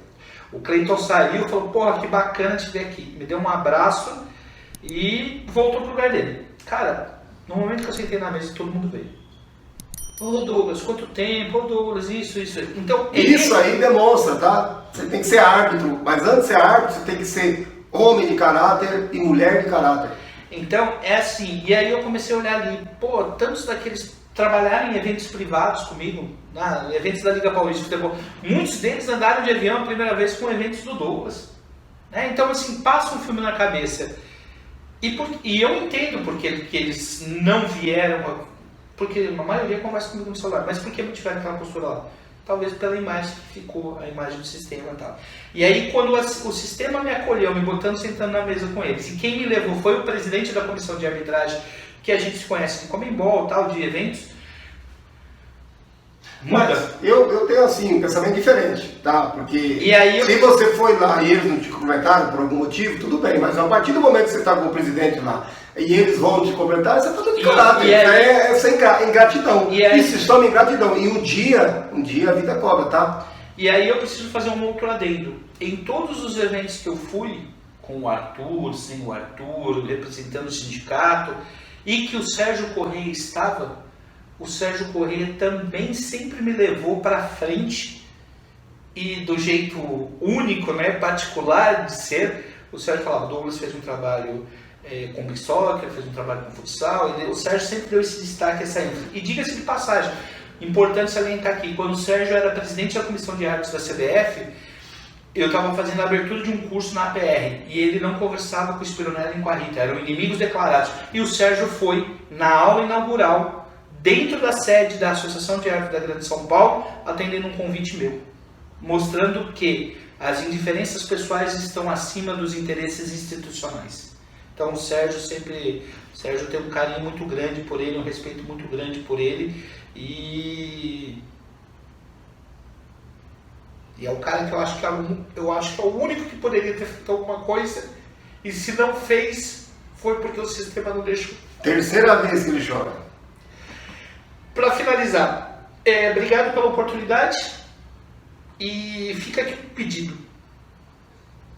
valorizem a família. Só isso. Falou, galera. Espero que vocês tenham gostado do bate-papo aí. Por hoje era só. Forte abraço e até a próxima.